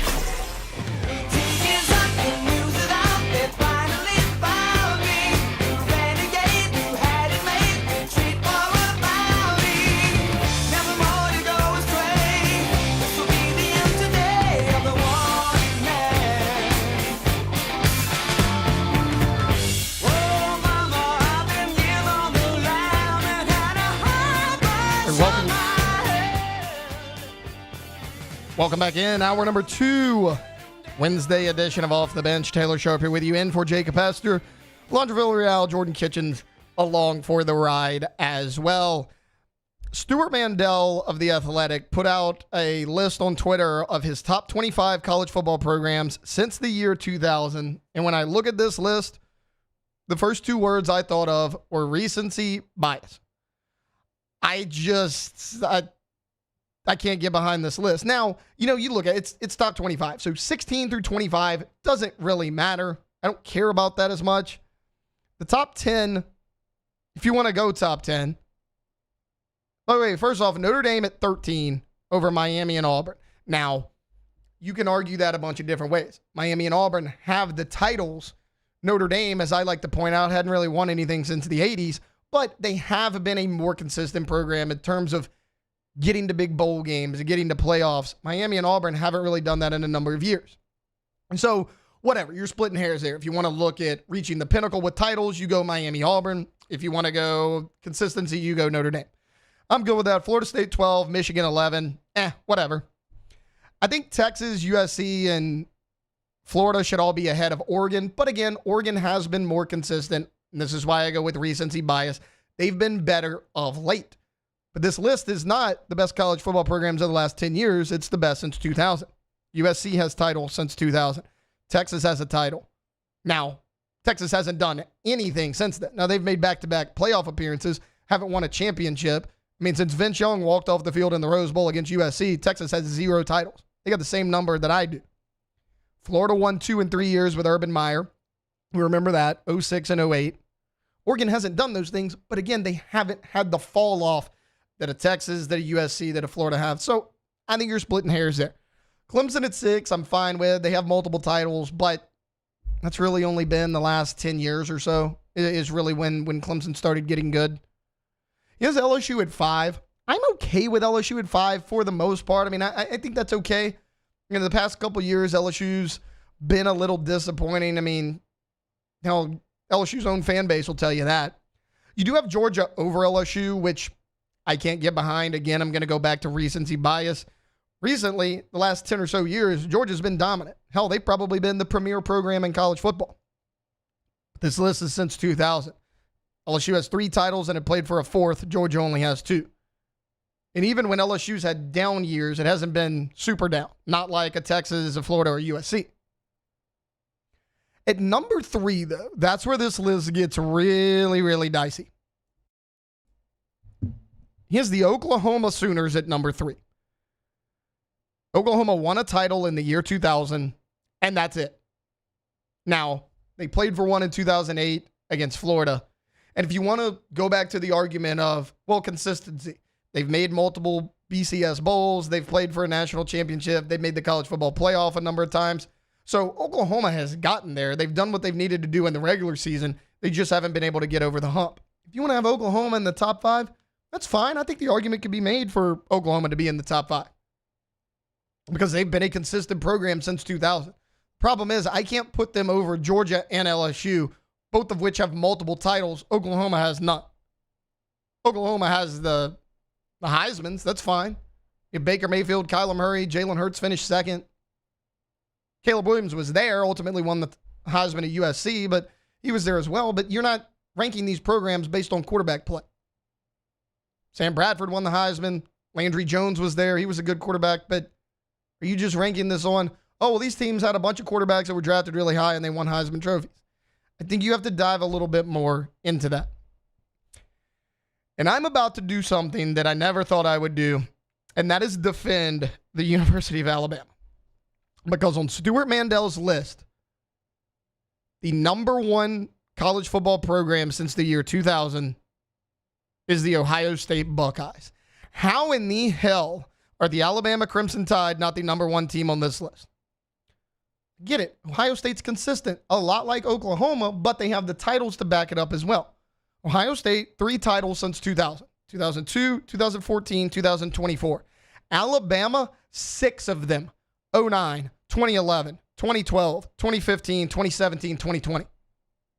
Part of the reason we hate Alabama and Nick Saban so much in these parts is because they beat you every year. They beat everybody every year. They were the pinnacle of college football for 10 seasons.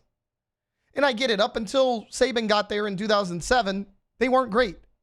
But 2007 to 2025, that's a big enough sample size. I don't really care what they did before 2007. I mean, you just go look at Nick Saban year by year. Saban played in 4 straight college football playoff national championship games. He wins it in 2015. 2016, he loses. That was the Hunter Renfrow play. Deshaun Watson to Hunter Renfrow at the last second for Clemson's first national title. He wins in 2017. And then again, Clemson in 2018 gets them again. But that's 4 straight national championship games. Also, they win in 2020 as they beat Ohio State. And then they lose in 2021. Oh, don't forget the 3 BCS national championships that Nick Saban has. Well, I am no fan of Alabama. I'll never get up here and defend them again. This is one of those that I'm hoping Stuart Mandel put out just for clicks. I mean, hell, I'm talking about it right here, but you cannot have the University of Alabama anywhere other than number 1. I mean, look at what Nick Saban has done. There is a reason he is considered the greatest coach in the history of college football. Sure, Ohio State won the national championship last year. I think they're in a better spot to win one this year than they are the University of Alabama. But this is not the best programs in the last 5 to 10 years. It's the best since the year 2000, and nobody touches the Alabama Crimson Tide with 7 national championships. 10 national championship appearances in a 25-year period. 3 BCS titles. 3 college football playoff titles. They've done it in every format. BCS, 4-team playoff, you name it. Last year was the first year of the 12-team, and they got left out, but Alabama is always competitive every year. I mean, we called last year a down year for Alabama because they lost 3 regular season games. And it is, because that's how absurd Nick Saban was. Nick Saban's first year at Alabama, they weren't great. They were 7-6. Saban went 10-3 in 2010. Since that time, he never lost more than 2 games in a season, ever. 2010 was the last time until this past season that Alabama had 3 losses in the regular season. You're not going to find a more consistent program than that. And again, going back to the LSU factor, I'm putting LSU over Oklahoma. I'm putting Georgia over Oklahoma. LSU has won 3 national titles. They've played for a 4th against Alabama in 2011. And then if you want to throw the Heismans in there, you have 2 Heisman Trophy winners, Joe Burrow and Jaden Daniels. I don't get this. I'm hoping this is just one of those clickbait things and Stuart Mandel is not serious, because I have a big problem with this. I mean, to have Ohio State number 1 with 3 national titles, and yes, they've been there. They've been consistent. They haven't really had a drop-off. Whether it was from Urban Meyer, they go straight into Ryan Day, he finally gets through. He wins the title, but they've been a consistent team. If you want to talk about most consistent teams since 2000, sure, maybe Ohio State has an argument. But you cannot tell me under any circumstances is Ohio State a better college football program than Alabama in any decade, in any era, much less since 2000 to 2025 when Alabama has 6 national titles. No way about it. If you want to know the rest of the list, I mean, the bottom of it doesn't really matter, but we can just go through the rest of it. I gave you the top 15. We can run through 16 to 25 here real quick. Wisconsin 16, Penn State 17, Virginia Tech 18, TCU 19, Boise State 20. And then the bottom 5, Okie State 21, Utah 22, Iowa 23, Washington 24, Michigan State 25. I don't really care about the bottom of that list. Sure, they're all consistent programs that have hovered around 8-4 every year. I mean, that's kind of what you get 16 to 25. I'm good with it. I'm really good with this list until you get to Oregon at 7. I could drop them a few spots, but that top 5, having Oklahoma at 3 over Georgia and LSU, I don't understand. And then having Ohio State 1 over Alabama is an outrage. I don't know how you can do that in good conscience. All right, look, we're going to take a quick timeout. When we get back, the NBA playoffs have been really entertaining. Both teams, the Indiana Pacers and the Oklahoma City Thunder, a 3-1 lead, Eastern Conference, Western Conference. Me and Jordan are going to chop that up a little bit when we get back here on Off the Bench. Off the Bench. Go to getgordon.com. Getgordon.com is the website for Gordon McKernan Injury Attorneys. And if you go to the website, you can see what they can do for you. Cases they can handle for you in the courtroom, like a full list, is on the homepage. You can get past client results. So, people that have worked with Gordon and the team and the results that we always tell you about. I mean, look, if you're watching this on YouTube, you can see right there the numbers tallying up and what they've done for clients here in the state of Louisiana and throughout the state of Louisiana. They are top to bottom, east to west, everywhere in between. Does not matter where you're listening to us in the state of Louisiana. We are talking to you. So you can go to the website, getgordon.com. You can go to any major social media. That handle is going to be at getgordon. So Instagram, Facebook, X, whatever it might be. And then also your area code in Louisiana. So 318-225-985-504-337 does not matter. Followed by 888-8888. Get Gordon and get it done. At Bayou Automotive, we believe in a sales process that puts you first. We want you to experience an easy purchase with clear pricing and great service. Let Bayou Ford and Bayou Chrysler Dodge Jeep Ram be your trusted partners in finding your perfect vehicle. The crew at Bayou Automotive is going to do right by you. It's not just a game, it's a religion. You've got your team colors, team swag, and now your very own website. LouisianaSports.net. Everything LSU, Saints, and Pelicans. Sports on demand. In-depth coverage by sports writing pros with continuously updated news. And with the LouisianaSports.net newsletter, you get pinged directly with top trending stories. Best of all, now and always, no paywall. It's free. LouisianaSports.net. Powered by 104.5 ESPN Baton Rouge. Your home for Louisiana sports.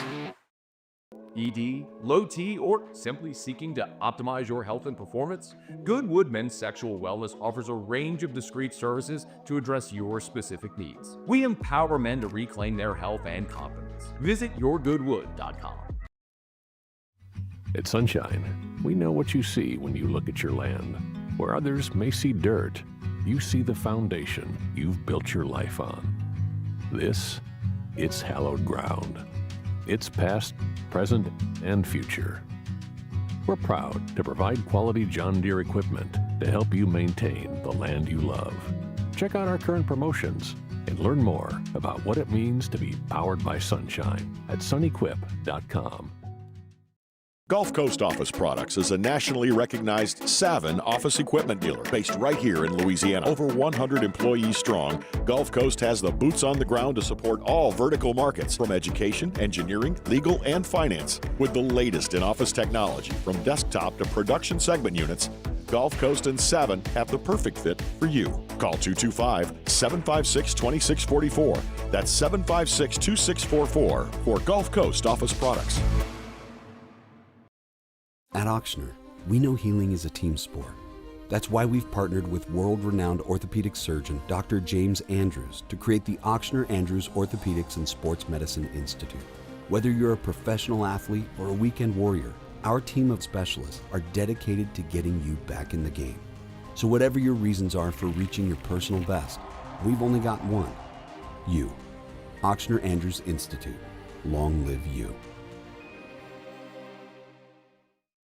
Looking for the ultimate game day experience? Come to the Queen Casino in Baton Rouge. Savor game day platters and snacks, plus drink specials at 1717 Kitchen and Cocktail. So come out for game day and let our team make you the MVP. The Queen Casino, where every moment is a win.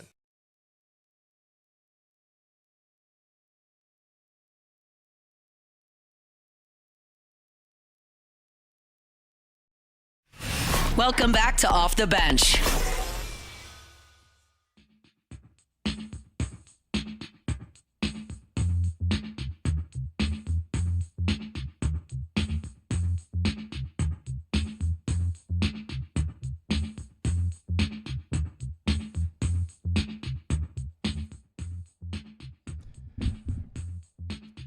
Welcome back in. Hour number 2, Wednesday edition of OTB. We just got into a big Emmanuel Macron discussion during break. Alondra filling me in. I remember you talking about this a long time ago, and then I guess it was the slap that brought it up, because you mentioned it a little bit yesterday when somebody asked about the Macron title fight, and then Victoria asked me, she goes, this was last night, like right before we're about to go to bed. She's like, hey, do you know about this situation? Like, it is so funny. Alondra mentioned this exact same thing today. I was like, it's the first time I had heard about it in a while. So I guess the slap heard around the world is gaining a little bit of traction. I think so. Something that I've been trying to tell people about for a while now is starting to like slowly come out.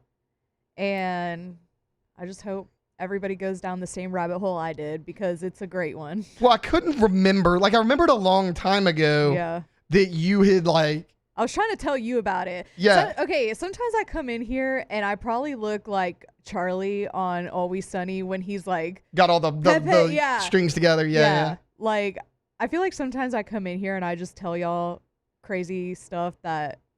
like rabbit holes that I go down. And when T-Bob was here, he was so dismissive about it and he thinks I'm insane. But, I mean, eventually it all comes out. So... what do they say? What's done in the dark always comes to the light, or whatever. Yeah. I don't know where you're going. Yeah, I think that's the same. It's something like that. Yeah. Something in the dark comes to the light. That's what I know. No, because I remember it a long time ago, you were telling us about like, oh, well, there's a rumor that, Brigitte's not who she says she is, and then this, and this. And then I kind of forgot about who it was. Yeah. I remember the conversation. Yeah. And then you brought up Macron yesterday, and then last night Victoria goes, oh, yeah, there's a rumor that like, it's not really her and this and this. I was like, oh, wait a minute. Now I remembered the conversation that you and I had a long time ago. Also, like the worst part of this that has nothing to do with like I wouldn't even call it a conspiracy theory, that has nothing to do with whether Brigitte is a man or not. That it has nothing to do with that. Regardless of whatever, she was 40. She was his teacher, and they say that she was 40 and he was 17, but really he was 14 when they first started like interacting and knowing each other, because she was like his teacher and he was in theater and she saw him doing a play and she just thought he was so well read and all this stuff. And that's just weird to me. You're an older teacher and you're trying to get with a student. So how old are they now? I don't know, but that's what. Let me see. Like I didn't know how long they're both like. This is a while ago. Yeah, they're both older than us. So Brigitte is alleged. Well, she's 72. Okay, so they've been together for a while then. And he's 47. Okay. Yeah. And all I'm gonna say is this. This is the last thing I'm gonna say about this, because I feel like I'm sounding real crazy, and this is probably not something to like. This is probably like something we probably shouldn't have like brought on the air, but you can't find any childhood photos of Brigitte Macron. Okay. And I just think that's maybe it's just a secretive. Maybe she just kept to herself, Alondra. I mean, it doesn't always. No, I'm kidding. This is sketchy. The more I hear about it, like I'm as much of a conspiracy theorist as Alondra is. I am normally a conspiracy theorist denier. I'm kind of on board with this, guys. I mean, I'm kind of like, where the hell was Brigitte? Like, she didn't take class pictures. She's not that damn old. They took those when you were younger. I mean, 70. There's like photos of the rest of her family. Oh, see, that's even sketchy. But none of She's her. just not in the family photo. She's not. So they have, She was always taking the picture. So they do have like a couple where they're saying it's Brigitte, but it looks nothing like Brigitte. Well, yeah, I mean, you could find a But random it's little like- girl and be like, oh, there she is. Yeah, but it's like 2 photos that they show of her when she was younger. But I don't know. We have a Y'all do the deep dive. yeah. I yourselves. mean, it's been a pretty good Wednesday. We This opened the is show. not helping, We opened like- the show talk about Jordan's bathroom situation, which directly leads to did he get into a fight with a coach with a kettlebell, and now we're talking about some inappropriate teacher-student relationship that may or may not have even occurred because we're not even sure this is a real person. So Look, that's that's called peak morning radio. You know, the sometimes good people- news is if Brigitte's not real, then she's not in There's trouble like- for the student-teacher So, relationship. Brigitte So. has tried to. Oh my god, y'all got me started. Let Sounds me like a not. vampire. Well, because she's tried to sue multiple people for defamation. Yeah. And none of it. It's about like small details. Okay. Like none of it is actually about the subject matter. So it's like I'm all not about- denying this. I'm Right. denying this one little small part Yeah. that you mentioned Yeah. or failed to mention. And I could tell you more during the break, but it's. I feel like I'm unhinged right now. I can feel that. All right, before we go to break, Jordan, real quick. Eastern Conference, Western Conference, Pacers, Thunder, both up 3-1. Are those series over? Okay, Minnesota. It might be because OKC. This is the best way I'd explain OKC. OKC's like a boa constrictor. Like they're like a python. They just squeeze the life out of you. Like it feels like I mean, they have the best defense in the NBA. Yeah, like so. it feels like you're in the game, and then you look up and they just go on a 20-2 run or something like that. So OKC, it might be over. Maybe I can see the Knicks getting one more, but I think both series are over. I think it'll be OKC and the Pacers. I can see the Knicks getting one more because they got to go back to New York. I can see that. Okay, I mean Minnesota. It's just like unless Anthony Edwards pops off, which I highly doubt will happen with his defense. They're just getting the life squeezed out of them. So yeah, I think both series are officially over. I'm watching the game last night, and I'm like, oh man, this is a must-win for the Knicks because the Pacers will go up 3-1. It's hard to come back. That was a must-win for the Pacers. Yeah. Because they won both of their games in New York. Yeah. New York wins the first one in Indiana. If New York would have tied that series up last night, go back to home court would have been back to New York. They would have went back to the Garden tied. All the advantages Knicks. That was a must-win for the Pacers last night. Yeah. More than anything. One more question before we go to break is however many bench warmers or Hayden-ass haters voted Tyrese Halliburton as the most overrated player in the NBA. Is that the biggest slip of the NBA season so far? I mean, it's up there. I mean, it's up there because it turned him into a whole nother animal. Like Halliburton was good, but this shows you that he's able to take that next step. Like I ain't gonna say Halliburton was around, maybe 9, 10. Talking about point guards. I'm not talking about the league. Like probably around 9, 10 before the playoffs started.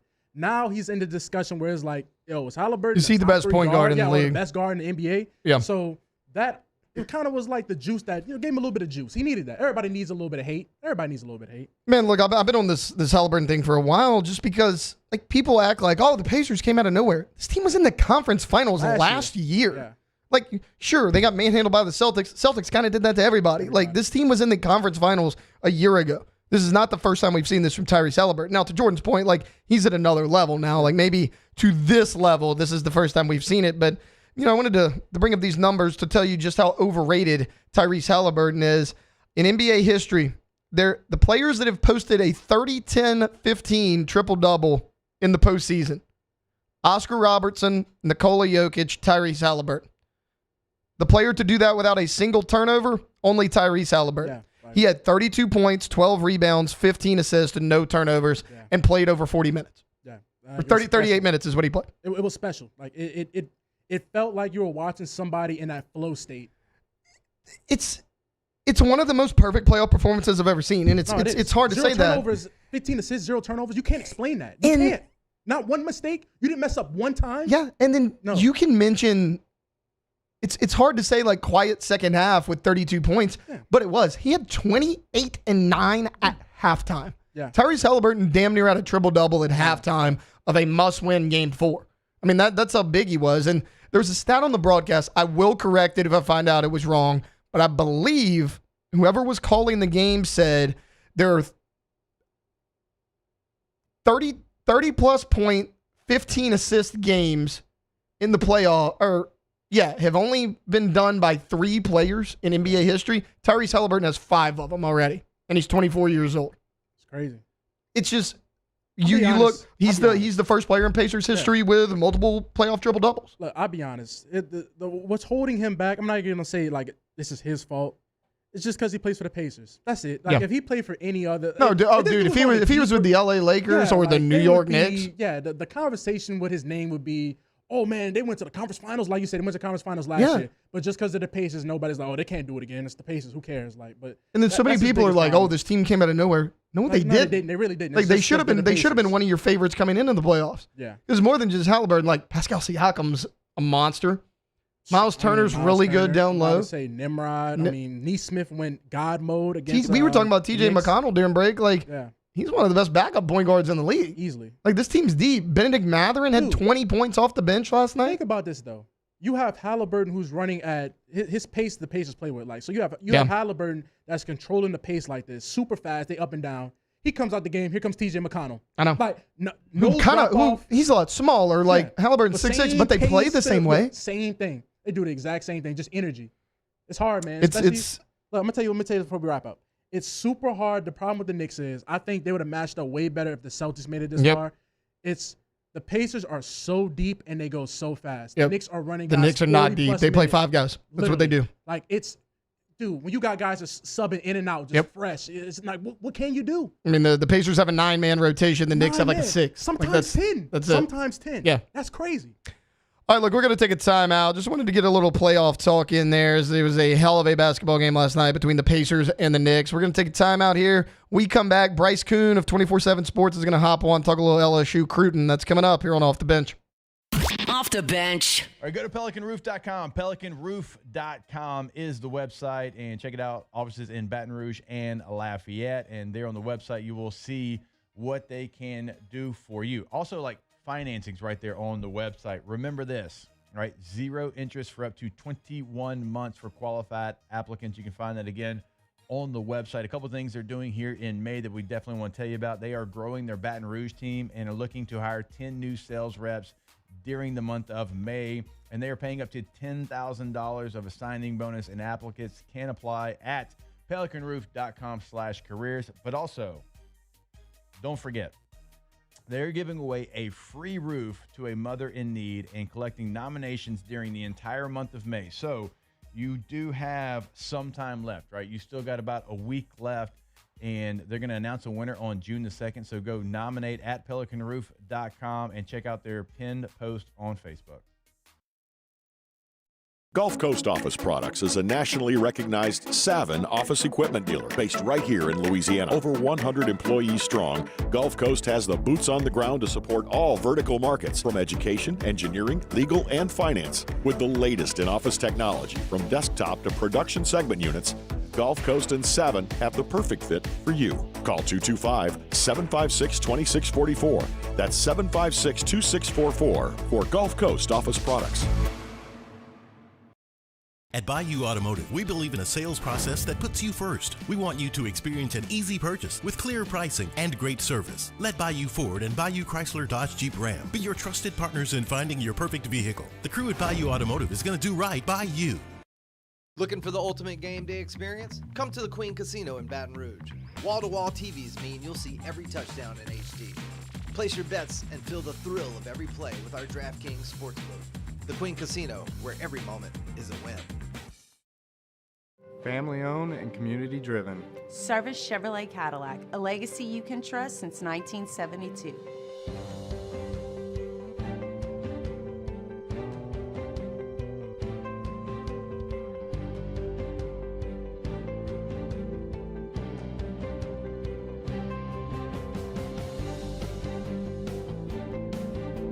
Service Chevrolet Cadillac, our family serving your family. For over 50 years.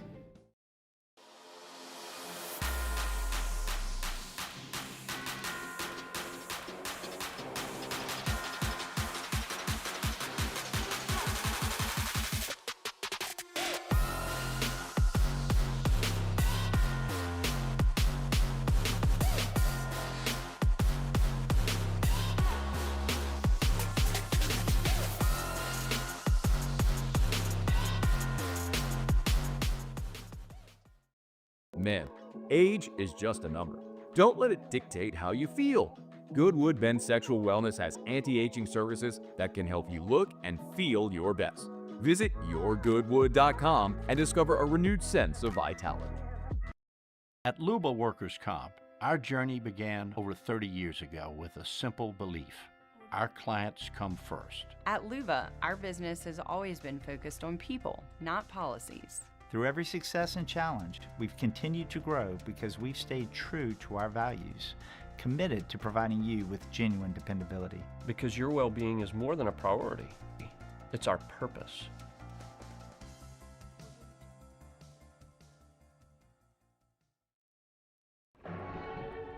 These are the luckiest ice cubes in the world. They could have been a thankless bed for an all-you-can-eat salad bar. Welcome back to Off the Bench.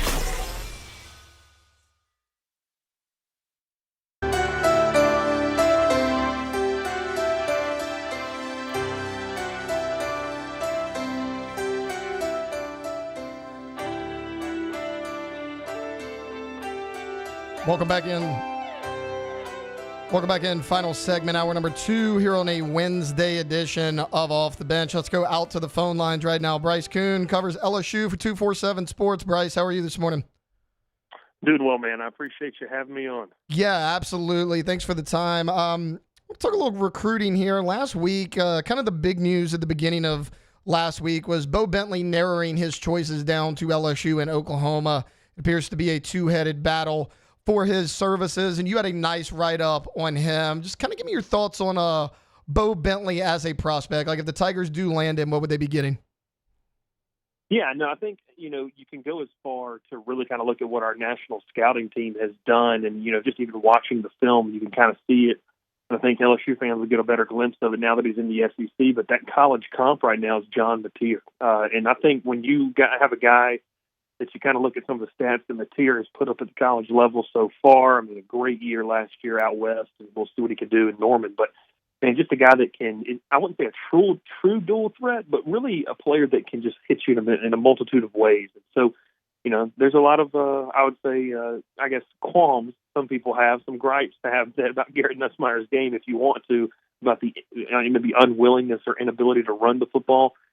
Bo Bentley's a guy that I think that, he's not afraid to tuck it and pick up some yardage there. He's willing to do it. He's not the pure runner that a guy like Jaden Daniels obviously is, but, just can hit you in different ways. Then I think the biggest part about it is just the precision and accuracy that he has showcased at all three levels, not just in the short and the intermediate, but kind of the deep ball there as well in the high school level. And that's something that Joe Sloan, like when you go out to these camps, especially in the summer when they host the top quarterbacks each year, that's something that Joe Sloan immediately puts these guys to the test. Like, hey, we are going to make sure you can obviously throw the 5-yard out route. We're going to make sure that you can throw the 10 to 15, but then I want to see how you can throw the 20 to 25 plus yard throw as well. And so, Bentley checks those boxes, the prospect. And look, Taylor, you followed it long enough, as well as I do, they're far from a finished product. And, our ranking system tries to do a pretty good job of these things. But I think in terms of Bentley, you kind of have the willingness to run the football and kind of be that dual threat attack, but also, man,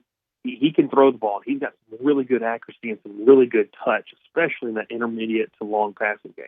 Where do you think the Tigers stand with Bentley? Like, LSU, Oklahoma, like, you think anybody has the lead right now? Well, it's kind of been widely reported that, Bentley's a guy that grew up an Oklahoma fan, and, I think that that definitely plays into it a little bit, of course. Like, you're playing for the hometown team. Look, LSU fans, and even us in the media, we always talk about, the pride for some of these kids in this state to be able to play and put on for the home state team. That obviously kind of makes sense when you talk about Bentley and his favorite school growing up being Oklahoma. But, I'm very hard-pressed and I talked with some people, when it was kind of the top three was Georgia, Oklahoma, LSU, and then Georgia obviously secured the commitment of 5-star Jerry Curtis. It was one of those things where, people, they really kind of felt like it was Georgia versus LSU. And Oklahoma was still there, but maybe Oklahoma was in that Tier 2 category and it was a 1A, 1B situation. I don't think Joe Sloan and them have done anything for me right now to not think that they're in the lead. I think this is something that, and all, obviously, with the announcement of his commitment date kind of being right after that OV to Oklahoma here in the next couple of weeks. It's something that's going to rack up quickly. So I think heading into this weekend, you've got a really good opportunity to kind of iron out some things, iron out some details that you like, because from talking with sources, he likes what Joe Sloan and this LSU offense is about. They like what he's about. There's not much of getting to know each other more at this point. It's really kind of, the plan, the purpose, the pitch, making sure you hit on all those right marks this weekend. Just a few more for you here. Tristan Keys currently committed, the 5-star wide receiver, but he's still taking his visits. Now, we see guys do this all the time, but, I mean, what's the confidence level right now that LSU can keep him?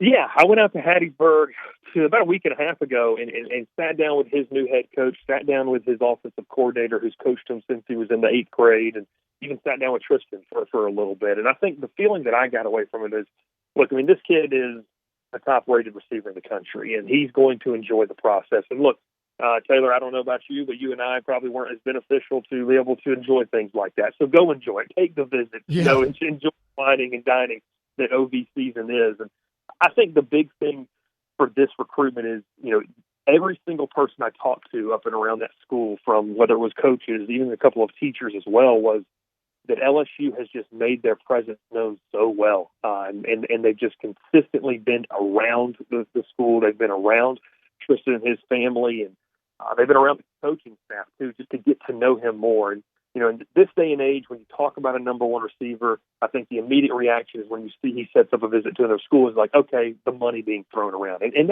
that's a piece of the puzzle for sure when you have that high of a ranking and you're that type of player. But, just talking with Keys, like, the big message that LSU has hit home with him is that we can offer you opportunities to help yourself and help your family now, but this is a place where you can come and you can not just get the first NFL check, but we're getting guys that we're developing, and they're getting that big second NFL contract, and that's kind of the big piece of the puzzle. So look, it doesn't hurt when you have obviously the track record that LSU does, even as recently as Brian Thomas Jr. and Malik Neighbors, who are just lit on fire last year. So I think heading into the kind of, where he's going to take some more visits, I still feel comfortable saying LSU, is winning the battle. That's kind of how I talk about recruiting now. You got to win the war.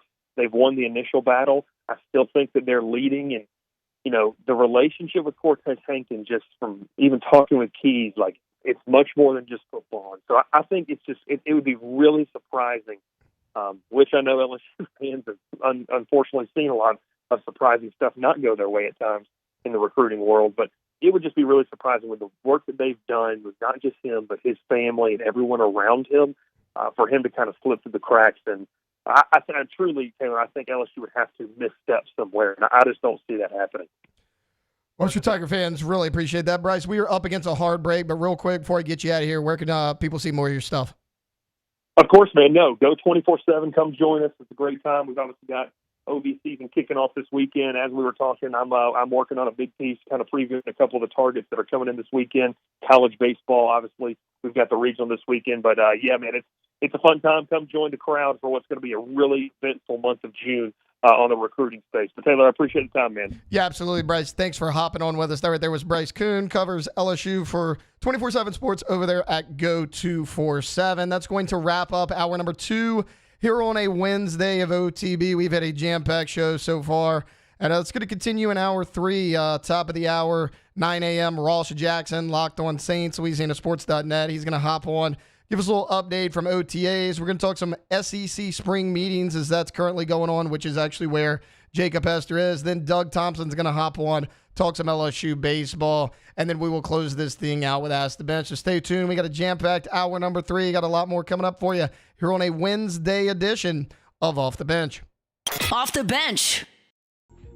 All right, go to yourgoodwood.com, yourgoodwood.com. There on the website, you can check out questions that are often asked. You can check out the contact information. You can see different pricing levels and options for you. And of course, you can find a full list of services that they offer over at the clinic. But always remember, just because you don't see it doesn't mean they don't offer it. That's why we always encourage you to go check out the website. We encourage you to book that consultation, go see them for yourself, have a conversation in person. But also, if you want to pick up the phone, give them a call. That is 225-4GD. Wood. They're open Monday through Friday, 9 a.m. until 5 p.m. right there on Drusilla Lane in Baton Rouge. So multiple ways to get in contact with them. Again, 225-4GD-WOOD. Always online as well at yourgoodwood.com. That is yourgoodwood.com.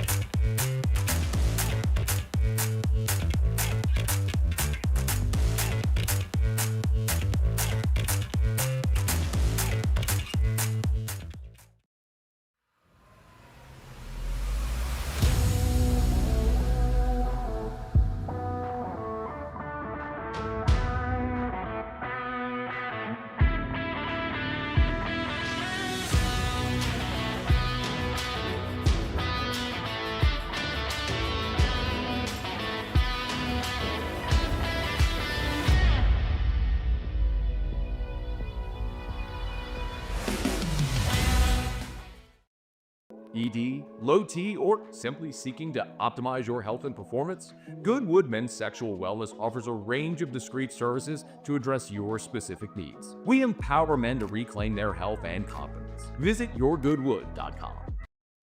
Family owned and community driven. Service Chevrolet Cadillac, a legacy you can trust since 1972.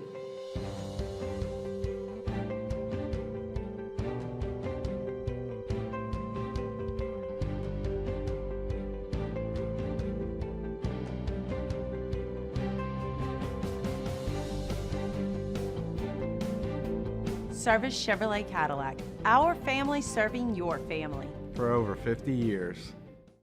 Gulf Coast Office Products is a nationally recognized Savin office equipment dealer based right here in Louisiana. Over 100 employees strong, Gulf Coast has the boots on the ground to support all vertical markets from education, engineering, legal, and finance. With the latest in office technology from desktop to production segment units, Gulf Coast and Savin have the perfect fit for you. Call 225-756-2644. That's 756-2644 for Gulf Coast Office Products. At Auctioner, we know healing is a team sport. That's why we've partnered with world-renowned orthopedic surgeon Dr. James Andrews to create the Auctioner Andrews Orthopedics and Sports Medicine Institute. Whether you're a professional athlete or a weekend warrior, our team of specialists are dedicated to getting you back in the game. So whatever your reasons are for reaching your personal best, we've only got one: you. Auctioner Andrews Institute. Long live you. At Atmos Energy, our Smart Choice solutions help customers save energy and emissions with rebates up to $500 off high-efficiency natural gas appliances, smart thermostats, and weatherization upgrades. Together, we're fueling our energy future.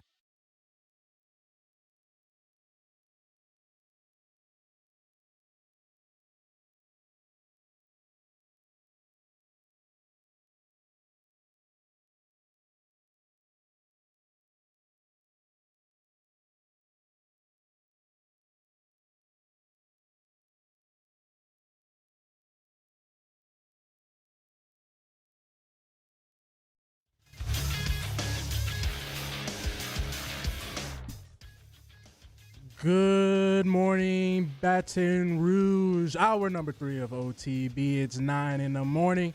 And coming up, we have Ross Jackson from Locked On Saints, also LouisianaSports.net. And we're going to talk a little bit more LSU, a little bit more Saints, a little bit. Let's just close the show out. So, hour number 3 of OTB starts now. Let's go, baby, let's go! All-Star Toyota presents Off the Bench. This is what we have been waiting for. The hype is over. Off the Bench. Yeah, they said I got to come off the bench. Now, here's Jacob Hester.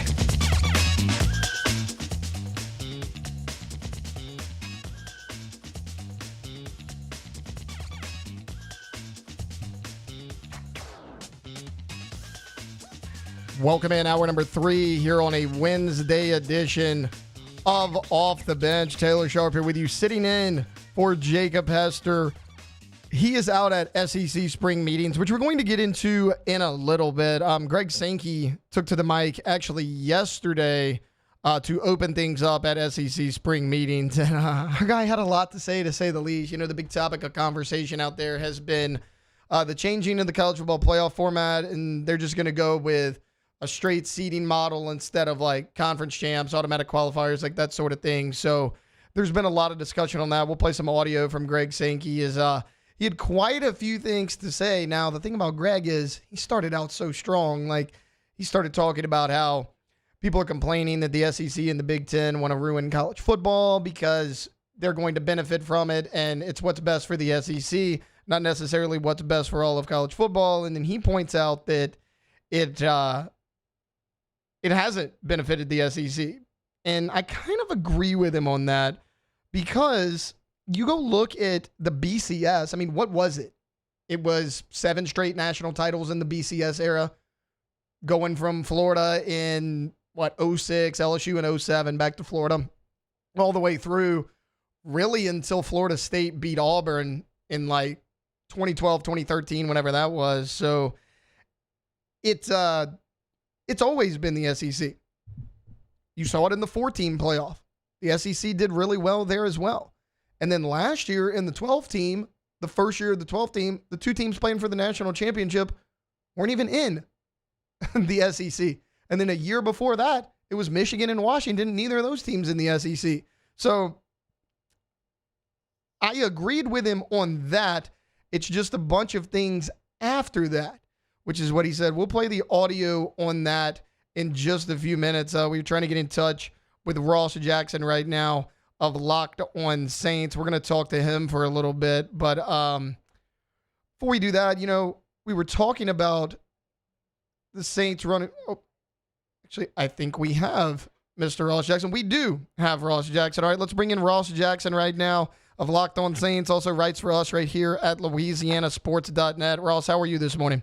Hey, buddy. I'm doing great. Thanks for your patience. Hope you're doing well. Oh, yeah, absolutely. Thanks for the time. Look, man, we have had internet issues for like 2 days. Like yesterday, during the middle of the show, we completely lost internet. The weather's been awful. Oh. Like I totally get it. That is not on you. Look, Ross, OTAs are underway for the New Orleans Saints. Gonna go just start super broad here. You can take this whichever direction you want. Maybe just your biggest overall takeaways from being out there at OTAs. Yeah, I mean, I think the biggest thing that we're, of course, watching is the quarterback competition, right? And so I think as we're watching that, no decisions are going to be made during OTAs, but you get the opportunity to start to kind of see where the starting place is and what the growth looks like after that. And so we saw, Spencer Rattler off to a fast start, which makes sense, has more NFL experience. Technically, on a per-play basis, also has more collegiate experience than Tyler Shuck, more than 600 more snaps than Tyler Shuck in college, more than 300 additional passing attempts as opposed to Tyler Shuck, or as compared to Tyler Shuck in college. So you saw sort of the experience of the operation, getting in and out of the huddle, being able to run the offense, commanding the offense, making quick and precise decisions as well. I think all of that sort of stood out. I think that the other 2 kind of big takeaways would have been, taking a look at where things were with the offensive line, seeing Trevor Penning moved to the inside, giving them Calvin Banks and Taliesin Fuanga over on the outside at tackle, and then, looking over at this kind of new defensive scheme and where things are. But one last thing I'll mention was just kind of the vibes, right? Like, some part of this, too, is not just about what happens on the field. It's, what's the kind of mood in the clubhouse? How's everybody feeling after a 5-win season and all these other things? And I would say that, like, the vibe of practice, the vibe of the building, the vibe of the locker room was very, very different. One player telling me that they feel that they're headed, taking steps in the right direction with this new coaching staff. So you can kind of feel a little bit of the promise and optimism that should be there at this point in the year. Ross, obviously there are players out there that'll stand out, but as far as like maybe any negatives, was there something you like thought was going to look a little bit better than it has? I don't think so. I think that is one of those things that maybe comes together a little bit more in training camp. During this time, what you're really seeing is like 7-on-7s at best, and then you're seeing, individual drills based on the position, maybe some walkthrough or run game install and things like that. So there's not really a lot of the opportunity to kind of put anything under so much of a microscope that you go to the critical side of it. I will say that, like, the Saints having 5 players that, aren't available because of injury right now maybe could give people a little bit of pause. But it's worth remembering that, like, 2 of those players, Taysom Hill and Foster Moreau, they're coming off of injuries from last year. Quincy Riley's dealing with an injury right now that was a post-draft procedure, but something that pre-existed his selection. And really the only, and Dallin Holker's dealing with something that happened earlier in the offseason as well, or earlier, away from the team, or not away from the team, but, early in the offseason. And then you have Jake Haener, who was injured in practice, dealing with that oblique injury, and he's probably going to be out for OTAs. But nothing super severe. And the majority of the things that they're dealing with are things that pre-exist, OTAs. And so I think that even that has a little bit of context that even if you start to feel a little bit concerned about it, has some context that maybe makes you feel a little bit better. Ross, earlier you were talking about you kept an eye on Trevor Penning. Obviously, his move to guard is something that a lot of people have talked about. With him moving to guard, that O-line, you got Fuaga Banks, you got Penning, Ruiz, Eric McCoy. How good could this O-line potentially be under this Kellen Moore scheme? Could this be a strength for the team in 2025? Yeah, I'm glad that you brought up Kellen Moore in that, because I was going to say I think that offensive line can go as far as the coaching will take it. I think that that's the big thing about this. If Trevor Penning pans out at left guard, you've got 4 first-round picks and a first-round grade guy in Eric McCoy, who just happened to fall into the Saints' lap in the second round during his draft year. But as a part of that, and sort of figuring out where this team can head next, it's really going to be about how the scheme complements the players and how the coaching complements the players. And I would have high hopes for that, looking into where this is headed, because I like the approach that the coaching staff is taking. I had a great conversation with TJ Paganetti, who's the Saints run game coordinator, kind of a new position for the team. And he spoke a lot about, to put it frankly, one of my favorite things that he said was, we don't put players in positions that suck. And I think that's just as important a part of the equation as the individual players are, is don't put them in bad situations and don't put them in positions where you're asking them to do something that maybe they struggle in that technique, or maybe they're not as successful there, or they could be doing it a slightly different way, but you really want them to do it this way, not getting married to those things. So I think that the lack of ego amongst the coaching staff in that way will allow them to be able to better adjust things to complement what it is that offensive line, whatever configuration it takes, but in particular, if that's the configuration, just finding ways to better complement what it is that configuration of offensive linemen can do, it would be massive. And so that, I think, is the other big piece to this as well, is, what is the coaching staff going to ask them to do, and how well do they coach it up? How do they coach it up? And then that's really going to be the thing that raises or drops the ceiling on what it is that these players are going to be able to do, regardless of the offensive line configuration.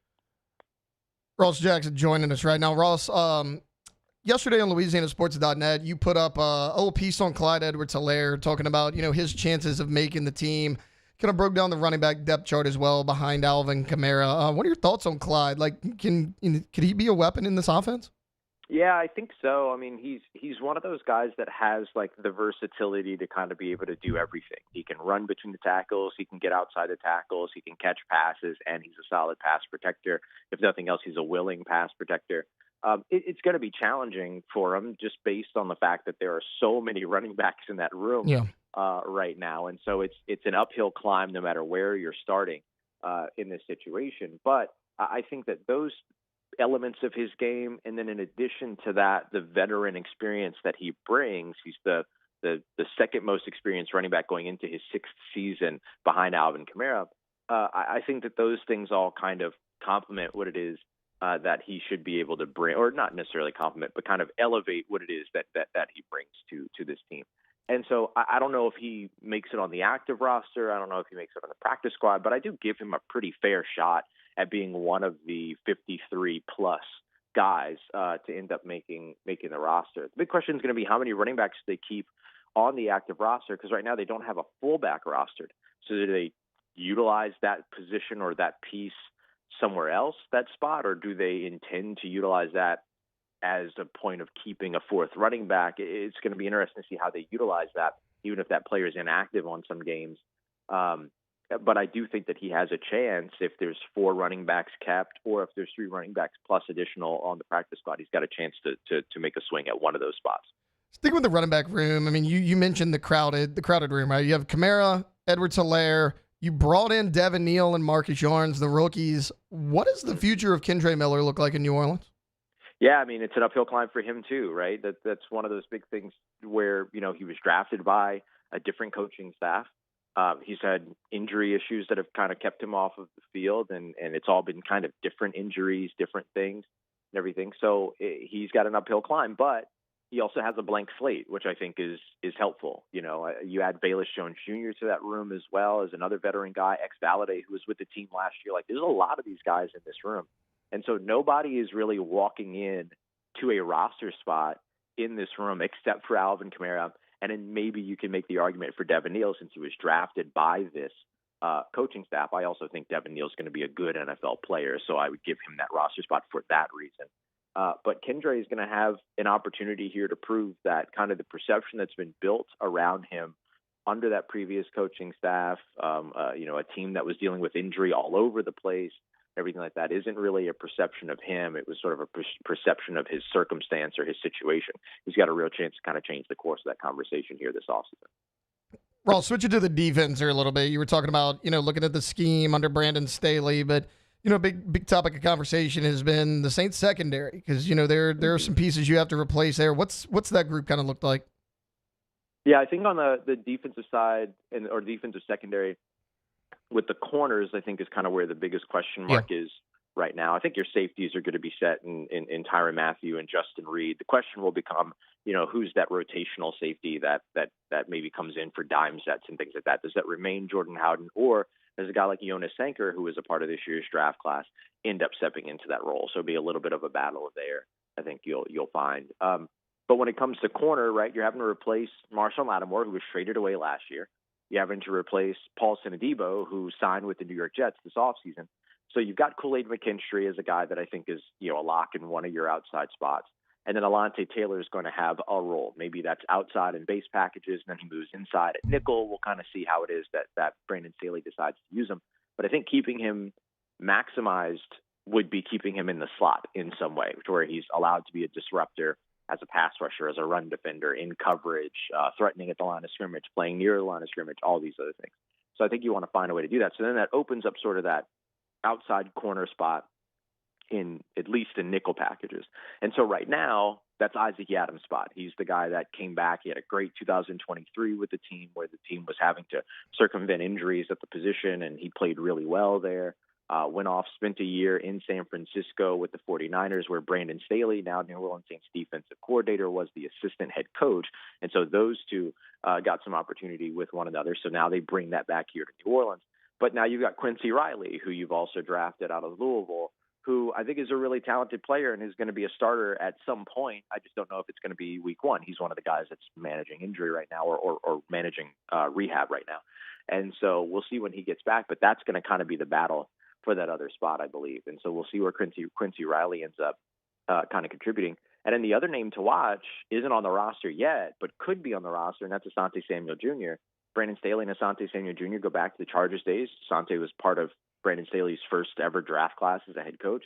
He's on the free agent market. He had a neck procedure earlier this offseason, set to be checked in July. If he's cleared from that, I expect that the Saints, who have already had him in for a visit, would at least show some interest there. So you could see another player that gets added to that sort of jumble and to that battle for the Saints in their secondary. Ross, before we get you out of here, as far as like what fans should keep an eye on, obviously taking Kelvin Banks out of the equation, who appears to be a day one starter, like, are there any rookies out there to keep an eye on that you think these guys could play early? Yeah, Danny Stutzman's just so much fun to watch all the time, man. The Oklahoma linebacker, he is just a ball of energy, brings a lot of energy to a team, all these other things. You know, on a show that we did recently, former New Orleans Saints wide receiver Lance Moore mentioned that, like, there's no year requirement for leadership. You just kind of have to have the time on task for sure, but you've also just have to have the personality that people are willing to rally around. And his personality is a personality that people are willing to rally around. And so I'd definitely be watching out for him. And a guy that I think is going a little bit under-discussed right now is defensive tackle Vernon Broughton. Him coming in, I think people were kind of surprised because there were other defensive tackles on the board and everything, but there's a connection here between Broughton and Bo Davis, Saints defensive line coach. They work together over in Texas. He's kind of getting the treatment of, you know, an early rotational player that's playing at nose tackle, moving outside to 3-4 defensive end. He's kind of getting a lot of these different opportunities. So he'd be another one, number 91, that I'd be watching as well, just to kind of see if he ends up turning into one of the surprise contributors for a lot of people out of this draft class, because he's at this sort of unsexy position and is a name that people aren't really talking about very much. Ross Jackson, you can catch his stuff at Locked On Saints as well as see his articles right here at LouisianaSports.net. Ross, thanks so much for the time this morning. Thank you, man. You take care, stay safe, and I'll talk to you here soon. Appreciate you having me. Absolutely. That right there was Ross Jackson. All right, we're going to take a timeout. When we get back, Greg Sankey had some interesting comments at SEC spring meetings. We're breaking it down next here on Off the Bench. Off the Bench. CentralPlumbing.org, CentralPlumbing.org, 225-925-8552 is the number. Give them a call, 24/7, 365. Game day, weekday, holiday, does not matter. If you have an emergency, they will be there. And not only in Central, Greater Baton Rouge area. Now, they can help you in Central for sure, but Greater Baton Rouge area, we're talking to you. If you've got an emergency, Central Plumbing will be out there. They are ready. You'll see on the homepage of centralplumbing.org, the fleet is ready to go and ready to help. If you want to go tankless with a tankless water heater, obviously, you never run out of hot water, which is just a huge benefit. You got a big family like me, you're getting home late, you got dishes, laundry, showers, whatever. You never run out. You don't have to wait. You don't have to try to save that hot water because, again, tankless, never going to run out. Bathroom remodels, all right there on the homepage, centralplumbing.org. Again, 225-925-8552. There it is, the extra mile. On the border of expected and extraordinary for those willing to go further, like vans customized for work or play, with safety and tech to keep you connected. Supported by a 5-star sales, service, and finance team, and backed by the 1-star you know. So go the extra mile. It's never crowded because so few have what it takes to go there. Mercedes-Benz Vans. At Sunshine, we know what you see when you look at your land. Where others may see dirt, you see the foundation you've built your life on. It's hallowed ground. It's past, present, and future. We're proud to provide quality John Deere equipment to help you maintain the land you love. Check out our current promotions and learn more about what it means to be powered by sunshine at sunequip.com.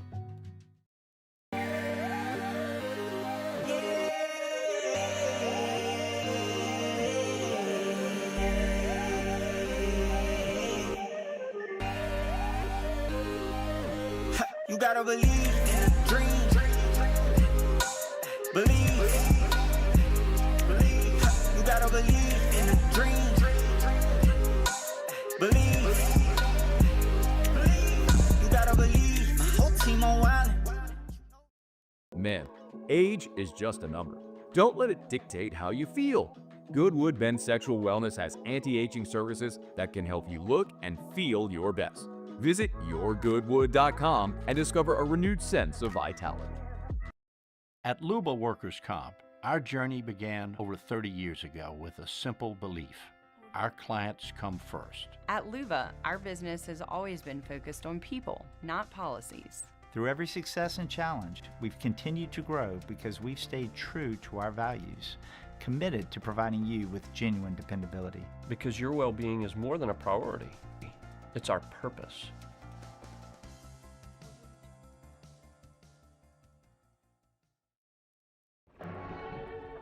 These are the luckiest ice cubes in the world. They could have been a thankless bed for an all-you-can-eat salad bar. But instead, they've been called upon to cradle and cool a crisp, refreshing Dos Equis.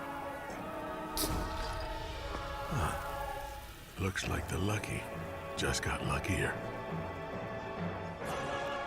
Dos Equis. Family owned and community driven. Service Chevrolet Cadillac, a legacy you can trust since 1972. Welcome back to Off the Bench.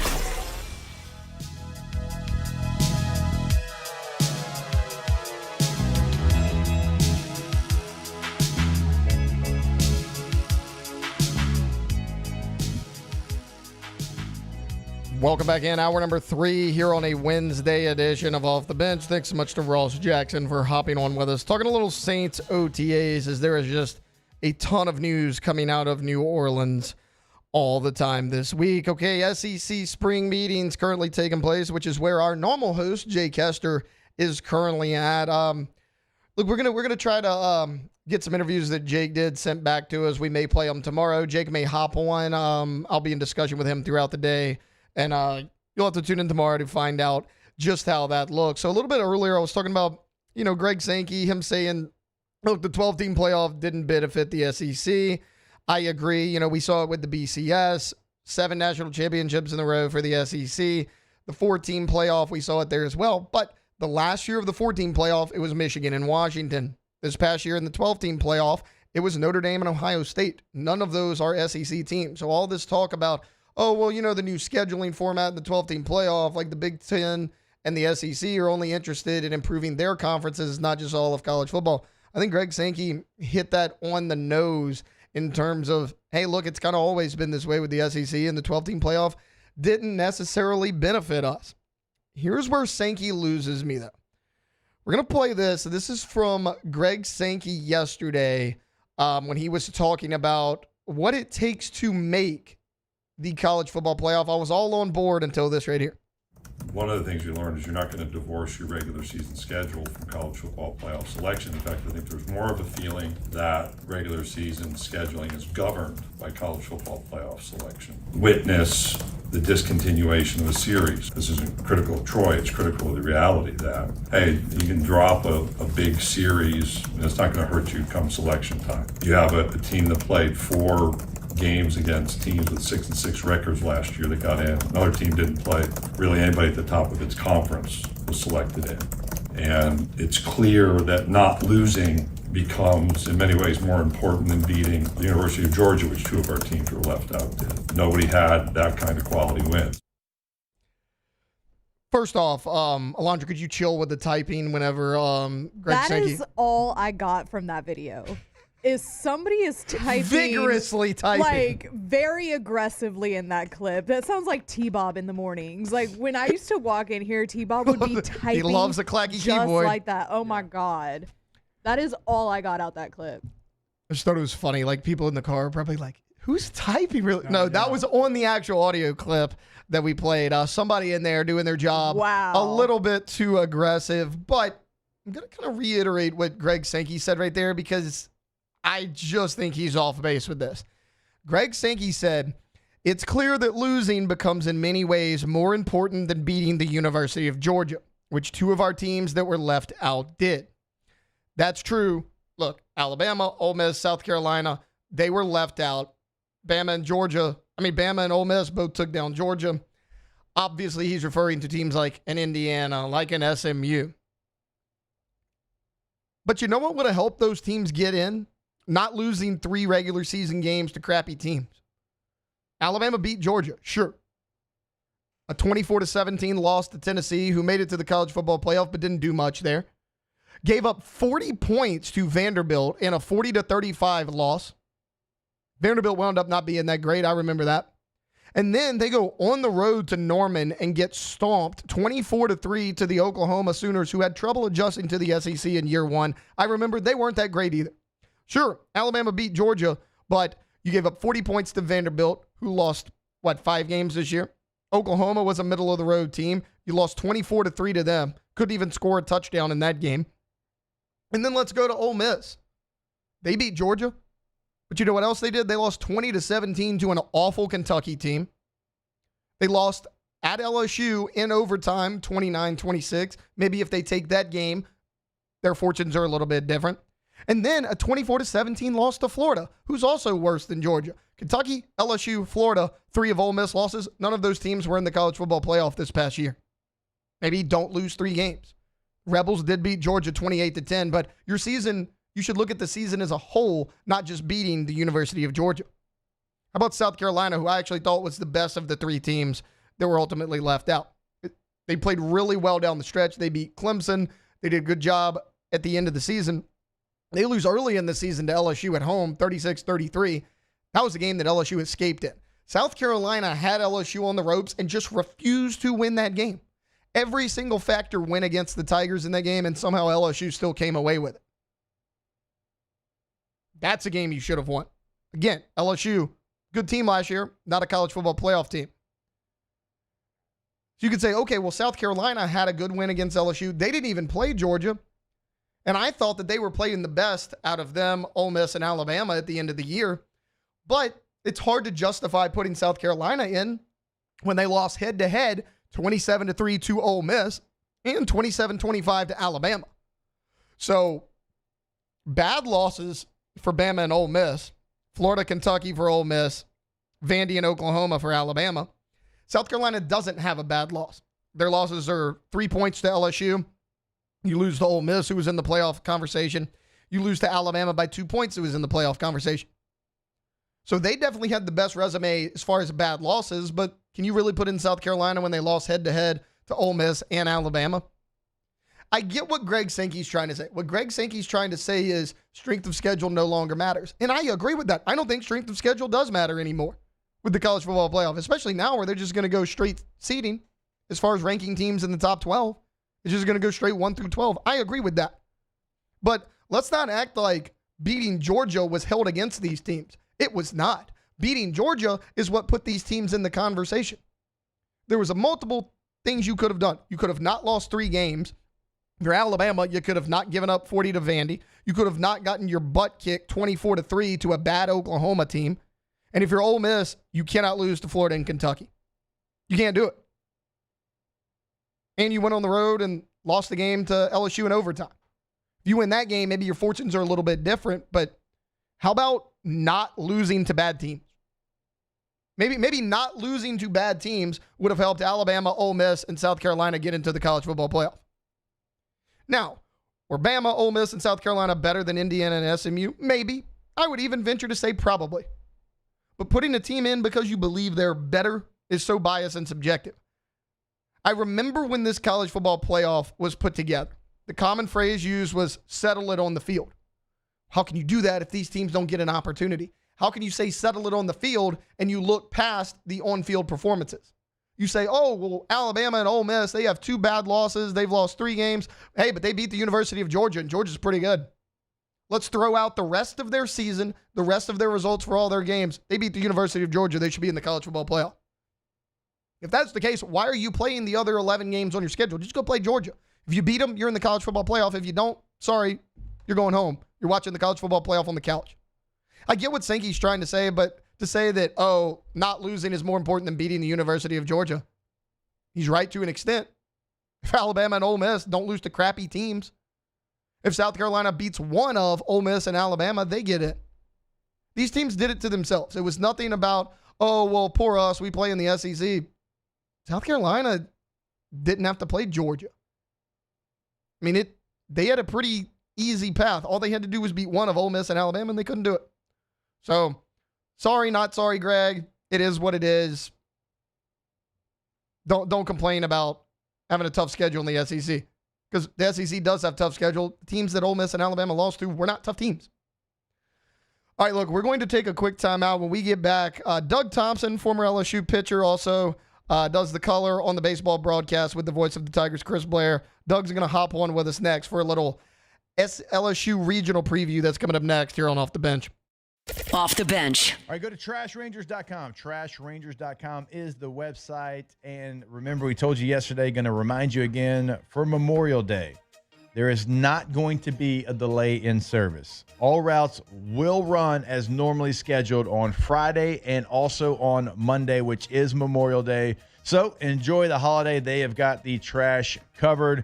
Another great service you're going to get. And if you are one of the lucky ones that has the ability to have Trash Rangers pick up your trash, well, you get all the benefits. You get pickup on Memorial Day. You get a text reminder that, hey, tomorrow's trash day. Don't get in trouble. Go put your trash out. I wish I had it. But if you're lucky enough to do it, why would you not do it? You can sign up for residential and commercial service right there on the bottom of the homepage. Roll-off dumpsters, 3 different sizes to choose from. Give them a call today. Get everything set up. 225-363-9053. At Auctioner, We know healing is a team sport. That's why we've partnered with world-renowned orthopedic surgeon Dr. James Andrews to create the Ochsner Andrews Orthopedics and Sports Medicine Institute. Whether you're a professional athlete or a weekend warrior, our team of specialists are dedicated to getting you back in the game. So whatever your reasons are for reaching your personal best, we've only got one. You. Ochsner Andrews Institute. Long live you. Family owned and community driven. Service Chevrolet Cadillac, a legacy you can trust since 1972.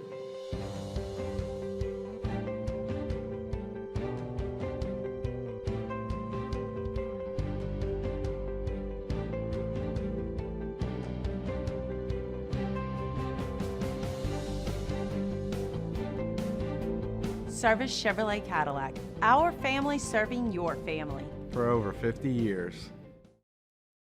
The Windsor Senior Living Community in Mandeville, Louisiana is a beautiful, vibrant apartment community geared towards seniors. They are nestled right in the heart of Mandeville, where seniors live a more carefree lifestyle in spacious apartments with the peace of mind that comes from having a little extra help. Call the Windsor at 985-624-8040 to schedule a lunch and tour. Come see how the Windsor can be your passport to peace of mind. At Sunshine, we know what you see when you look at your land. Where others may see dirt, you see the foundation you've built your life on. It's hallowed ground. It's past, present, and future. We're proud to provide quality John Deere equipment to help you maintain the land you love. Check out our current promotions and learn more about what it means to be powered by sunshine at sunequip.com. ED, low T, or simply seeking to optimize your health and performance? Goodwood Men's Sexual Wellness offers a range of discreet services to address your specific needs. We empower men to reclaim their health and confidence. Visit yourgoodwood.com. At Luba Workers' Comp, our journey began over 30 years ago with a simple belief. Our clients come first. At Luva, our business has always been focused on people, not policies. Through every success and challenge, we've continued to grow because we've stayed true to our values, committed to providing you with genuine dependability. Because your well-being is more than a priority. It's our purpose.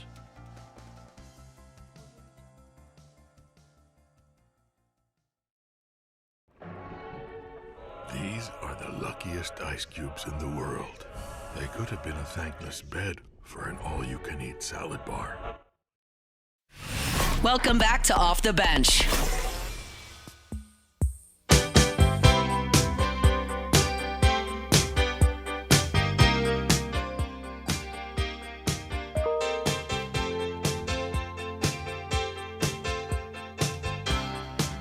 Welcome back in. Hour number 3 here on a Wednesday edition of Off the Bench. Just 2 more segments left. Want to go a little bit back to LSU baseball right now. Doug Thompson, former LSU Tiger pitcher. You can also hear him on the broadcast with the voice of the Tigers, Chris Blair. Doug joins us right now. Doug, how are you this morning?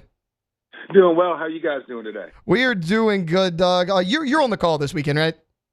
I will be. We'll actually have a 3-man booth. It'll be myself, Chris, and the one and only Buzzy Heidel. What a trio that is. Doug, let's get into it here a little bit. When the NCAA tournament was announced, everyone talked about how much they loved LSU's draw here in the regional, that being paired with the Clemson regional. So if the Tigers get through that, they would host the Super in Baton Rouge. How favorable do you think LSU's draw is in this tournament? I don't really agree, really, with that. That it's that favorable. I mean, Arkansas State, it's kind of a shocking team to enter. I mean, it's a great story. Could be a 30-on-30 how they went. They lost 13 of the last 14 and then win the conference tournament. I would say that they're the weakest team. But you start looking into that. Their ace is coming back this week. He threw lights out last week. And they have a bunch of seniors and redshirt juniors on their lineup. So, I know the guys, not only, Coach Jay Johnson, his staff, I know they're not taking them lightly, regardless of what the general population consensus is on how great they are. They don't hit it well. They haven't pitched it well. But again, they lost their guy, and he's back now. And then, this other Rhode Island team, they could swing it too. They hit 310 on the season, of course, not the SEC. I get it, right? But still. They hit 310 on the season. They've got 4 guys with double-digit home runs, and of course we all know Dallas Baptist is a bugaboo and certainly can swing the bat. They've got some big arms, including a former Tiger in the mix there. So look, postseason baseball in college is awesome. It's fun to watch because you never really know what's going to happen. Yes, I think that I guess there could have been worse teams and worse draws. No, I do not think it's the toughest regional, but you can't take anyone lightly these days with the transfer portal and the ability for these smaller programs to literally roll out 9 guys over 23 years old into the field and then have a couple of those guys coming out of the bullpen on the mound. So you really can't. You got to play every game like it's going to be a one-run battle, in my opinion. Obviously, you were talking about Jackson Wells as the ace for Little Rock. Let's say LSU does get by Little Rock. It'll either be Dallas Baptist or Rhode Island will be the next opponent. Who do you think's a tougher matchup for the Tigers? Like I said, I mean, I think Dallas Baptist is the tougher matchup, but they both can hit. They both have some dudes with some homers, a couple dudes even close to 20 homers, I believe, if I remember correctly. I guess I'd prefer to play Rhode Island with that 6.20 team ERA. But, both teams will be formidable in Game 2, which, and probably Game 3 as well, right? So, which I think is potentially a reason that Jay Johnson and the staff would consider quote unquote throwing off, meaning not throwing 1 or 2 tomorrow night and taking a chance against Arkansas State, hoping the Bats will take care of business. And then, you're sitting really nice having, two of the one of the best 1-2 punches in the country, if not the best 1-2 punch in the country, ready for Saturday and Sunday. What are your? I'm glad you brought that up. Like, what do you think maybe the chances of Jay wanting to throw off, with Little Rock, pitching off a little bit? Because, I remember back in 23 when LSU won the title, a lot of people thought Jay was going to do that against Tulane with Paul Skeens. He throws Skeens in that first game. What do you think the chances of them pitching off this regional is? I think they're probably talking about it. I think the good news is that with the brilliant move I thought of throwing Anderson and Ianson the other day, in the SEC tournament, it kind of opens up the potential for either of those guys to be on the hill for this opener of the regional. Kind of leaves everyone guessing, right? Had he just gone Anderson then Ianson the next day, I think the answer would be a little bit more clear. But he has that option to roll either one of them out there tonight, or he could think about throwing off. And I thought Jaden Newt threw well. I thought Chase Shores threw well. Him and Myers averaged 100.1 miles an hour on their fastballs, which is crazy. They both hit 102 in that game, the last game that we actually lost on Saturday. So, yeah, I think it's risky. It's risky to not go out there with your number one in tournament play. It's a cliche, and everybody knows it's a cliche that you're just setting yourself up for failure, potential failure. But again, because of the ability for these next 2 possible opponents, Dallas Baptist and Rhode Island, their ability to swing the bat, because that exists, I don't know. I think this is one of those times where you would certainly consider it. To answer your question, though, what do I think the percentage is? 50-50 that they throw off tomorrow. All right, well, I mean, something to keep an eye on. Former LSU Tiger pitcher Doug Thompson joining us right now. Doug, let's say that LSU does survive this regional. They'll host the Super in Baton Rouge. That's the Clemson regional. So it's Clemson, West Virginia, Kentucky are the top 3 seeds there. What are your thoughts on maybe some of those matchups? Who do you think maybe matches up best with LSU? Honestly, I'll be honest with you. I haven't looked that far down the road. They're all tricky. They're all programs that could come here and certainly beat you. including Kentucky. So that next round, as it should be, as it will always be, is going to be a difficult round.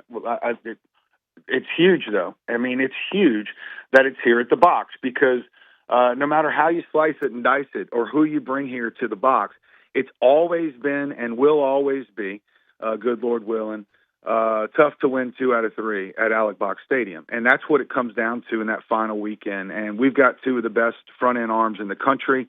And that's kind of the things that I'm focused on, regardless of who comes here.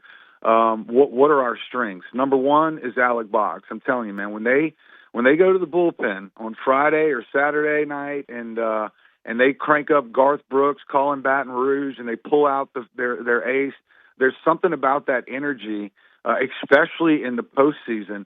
And I have a feeling it's going to be absolutely packed for this round and next round.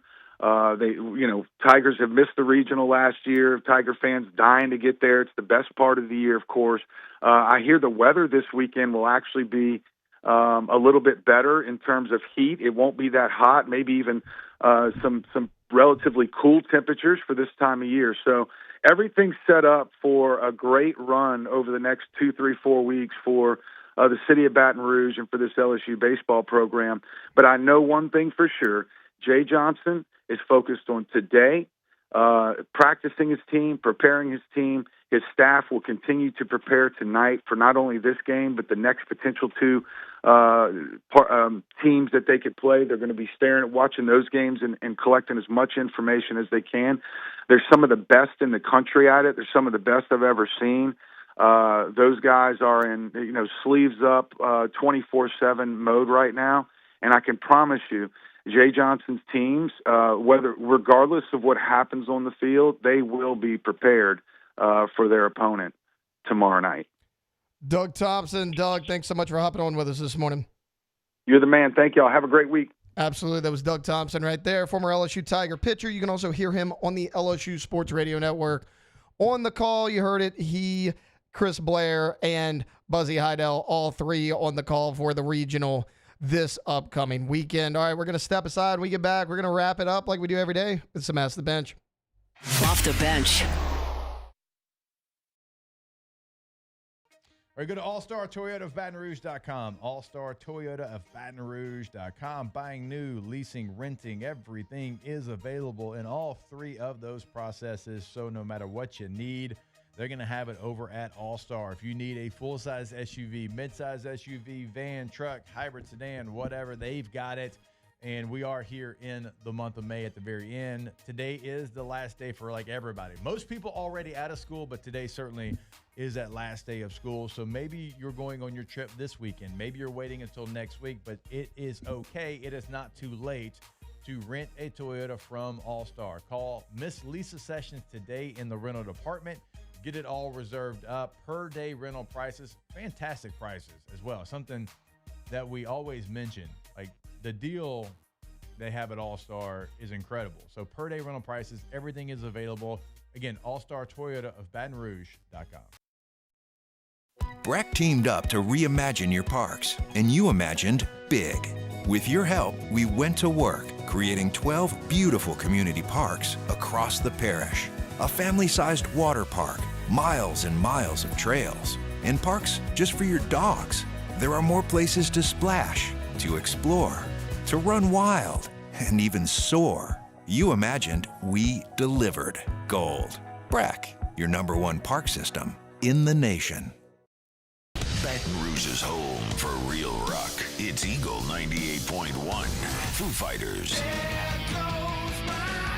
Led Zeppelin. AC/DC. Pearl Jam. And the flagship home for LSU sports. Take us anywhere with the Eagle 98.1 app. Eagle 98.1 is the rock station. There it is, the extra mile, on the border of expected and extraordinary, for those willing to go further, like vans customized for work or play, with safety and tech to keep you connected, supported by a 5-star sales, service, and finance team, and backed by the 1-star you know. So go the extra mile. It's never crowded because so few have what it takes to go there. Mercedes-Benz Vans. At Auctioner, we know healing is a team sport. That's why we've partnered with world-renowned orthopedic surgeon Dr. James Andrews to create the Auctioner Andrews Orthopedics and Sports Medicine Institute. Whether you're a professional athlete or a weekend warrior, our team of specialists are dedicated to getting you back in the game. So whatever your reasons are for reaching your personal best, we've only got one. You. Auctioner Andrews Institute. Long live you. Man, age is just a number. Don't let it dictate how you feel. Goodwood Men's Sexual Wellness has anti-aging services that can help you look and feel your best. Visit yourgoodwood.com and discover a renewed sense of vitality. Family owned and community driven. Service Chevrolet Cadillac, a legacy you can trust since 1972.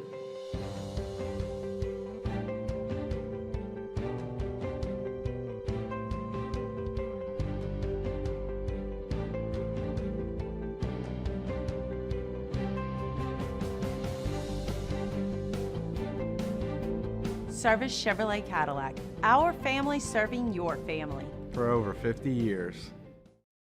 It's not just a game, it's a religion. You've got your team color, team swag, and now your very own website, LouisianaSports.net. Everything LSU, Saints, and Pelicans. Welcome back to Off the Bench.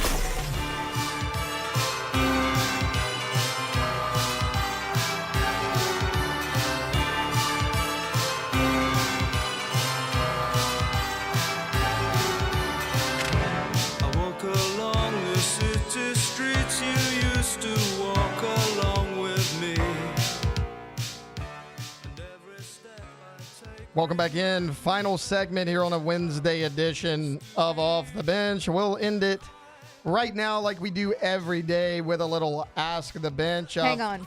We got a little bit of time. Okay, what we got? I want to revisit the Macron thing. Oh, yeah, real the quick. Macron thing. Jordan, do you have those pictures?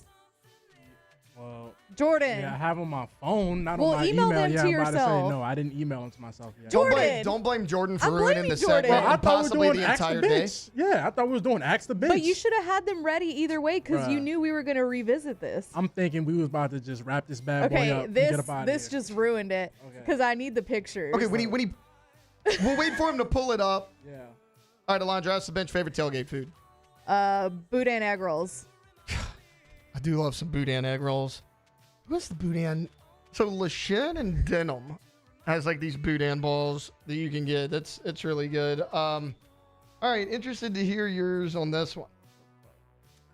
Ask the bench. No. No? Is it the JFK question? Yeah. I can't give my true answer to that. You can't give your true answer to that? No, but I can tell you off air. Well, so it's... What's the question? We can actually do a Who little... shot JFK? We can actually do a little extended thing on this tomorrow if we want. So my last year of college, I basically had to go an extra semester for one class because like they wouldn't let you take any of the prereqs in the same semester. So I had to go, and in order to, stay full time, you have to take 12 hours. So I took sports history, a basketball class, and I took a JFK assassination class as my free history. What? And the teacher, he was this older guy.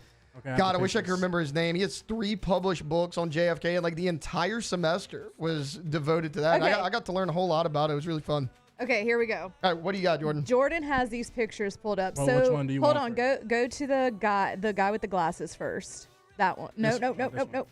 That one. So Brigitte Macron has a brother named Jean-Michel Trogneau. This is her brother. As anyone would. This is her brother. Jordan, you can pull it up. This is Brigitte's brother. This is the last picture Put it full screen. Put it full screen. This is the last picture that we have of Jean-Michel Trogneau, who is Brigitte's brother. Okay. So you got that pic. Pull up the picture of Brigitte Macron now. Not like I'm not telling you now, but I'm saying like I didn't mean that demandingly. No, it's fine. We knew It what you meant. sounded like I was like, pull it up now. But this is Brigitte Macron. The one with the glasses. The one with the glasses. Okay. So that y'all have Jean-Michel in your head. This is Brigitte Macron. Okay? And I get siblings look alike. Yeah. But then, okay, that kind of just looks like somebody put a wig on Jean-Paul. Jean-Michel Trigneau had a son. Pull up the one, that one. Yes. Has a son. So this is Brigitte's nephew from her brother. Okay. And then pull up the picture of Emmanuel Macron. They have side by side. You could do the side by side, yeah. No blood relation to each other. That is Emmanuel Macron and Brigitte's nephew, who has no blood relation, allegedly, to Emmanuel Macron. So this is the first time I've ever actually seen Emmanuel Macron. I need the radio audience to look up these pictures. Yeah. Because guys got to visualize it. Yeah. But anyway, Jean-Michel and Brigitte look a lot alike, which, yes, they're siblings.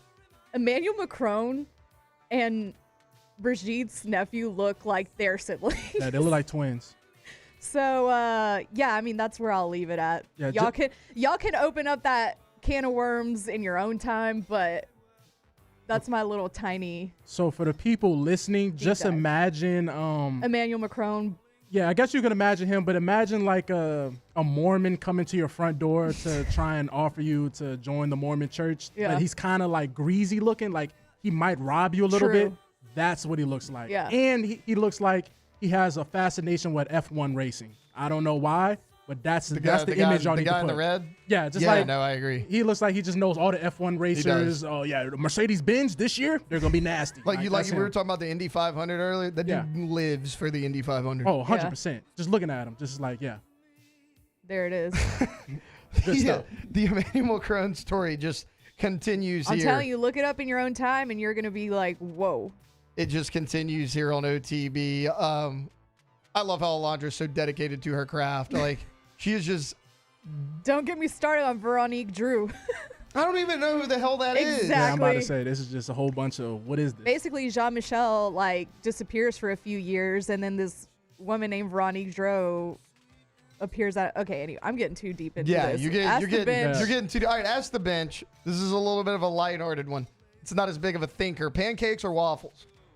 Ooh, man. It depends who makes them and where they're from. Some Waffle House waffles, though? Yeah. I don't know so that's the what thing. beats that bad boy. This will sound like a fence-sitting answer. I think the best waffle is better than the best pancake, but on average, I think pancakes. No, you know take what? it. I like that take. I think. Yeah, I don't hate that.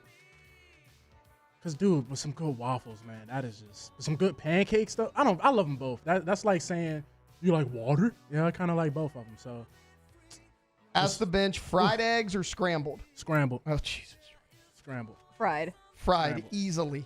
I mean, it depends on what I'm like, with my fried eggs on, though. No, it's the answer's fried egg, Jordan. I like a fried egg on like a burrito. Okay, be honest. Did you pick scrambled because it's the only kind of egg you can make? Yeah, it's okay if that's the answer. I honestly, I've only eaten fried or scrambled. Fried or You're looking at someone who is not exactly a master of the culinary arts in his own right. Like so sunny side, I don't know how to make a sunny side egg, no. So do you know what sunny side up is? Here we go. Like egg yolk, yeah, right? no, I told T-Bob this. So sunny side up, you don't flip the egg. So you leave it, it cooks through the bottom. See, that's so it's almost like searing it on top, and it cooks on the edge. Sunny side up. Sunny side stays up. See, that makes sense. Over easy, one flip. Over medium. So is over easy a fried egg? Yeah. Okay, it's just cooked a little more. Okay. All right. Now we're getting into that breakfast lingo. I'm not a big breakfast person. I'm not gonna lie. More of a lunch. Yeah, I'm the guy that 10:30. I wait till 10:30 to go to the fast food spot, so I know this. No, I get it. Breakfast is probably my least favorite meal of the three. Tell you what, a good stack of pancakes though, man. Ooh. All right, ask the bench. Supreme pizza or one topping? Supreme. I'm childish without with my the pizza. olives. Yeah, I don't. Keep all that vegetables, all that green off my pizza, man. Either meat and cheese. Okay, so you're just a meat lover. Either meat lovers. Jordan it can loves be like. meat. He does. He's a meat Whoa, lover. whoa, If there's anybody who knows meat, lover. it's Jordan. So he just said you're a self-proclaimed meat lover. Whoa. You're like, I'm a Jordan meat calls lover. himself a little bit of a meat expert, if you will. No, we got to put some pauses in this. I specifically pizza-wise, yes, do not pass me no pizza with no olives. Like my sister likes onions on her pizza. Get that out of here. That's a so you're monstrosity. You're just all meat all the time. No, I gotta have a little bit of green in your diet. I'm actually pretty basic with my pizza. Shocking, I know. Mean I'm cheese, good. I'm baby. good with like a 1 to 2. Meat lover Jordan. A 1 to 2 topping's good with me. We Whoa. know where Oscar Mayer over here? Jordan's loyalties lie in terms of his pizza. All right, fun show today on this Wednesday. We'll be back one more day on Thursday. We'll get a little update from SEC spring meetings that's coming up. Off the bench.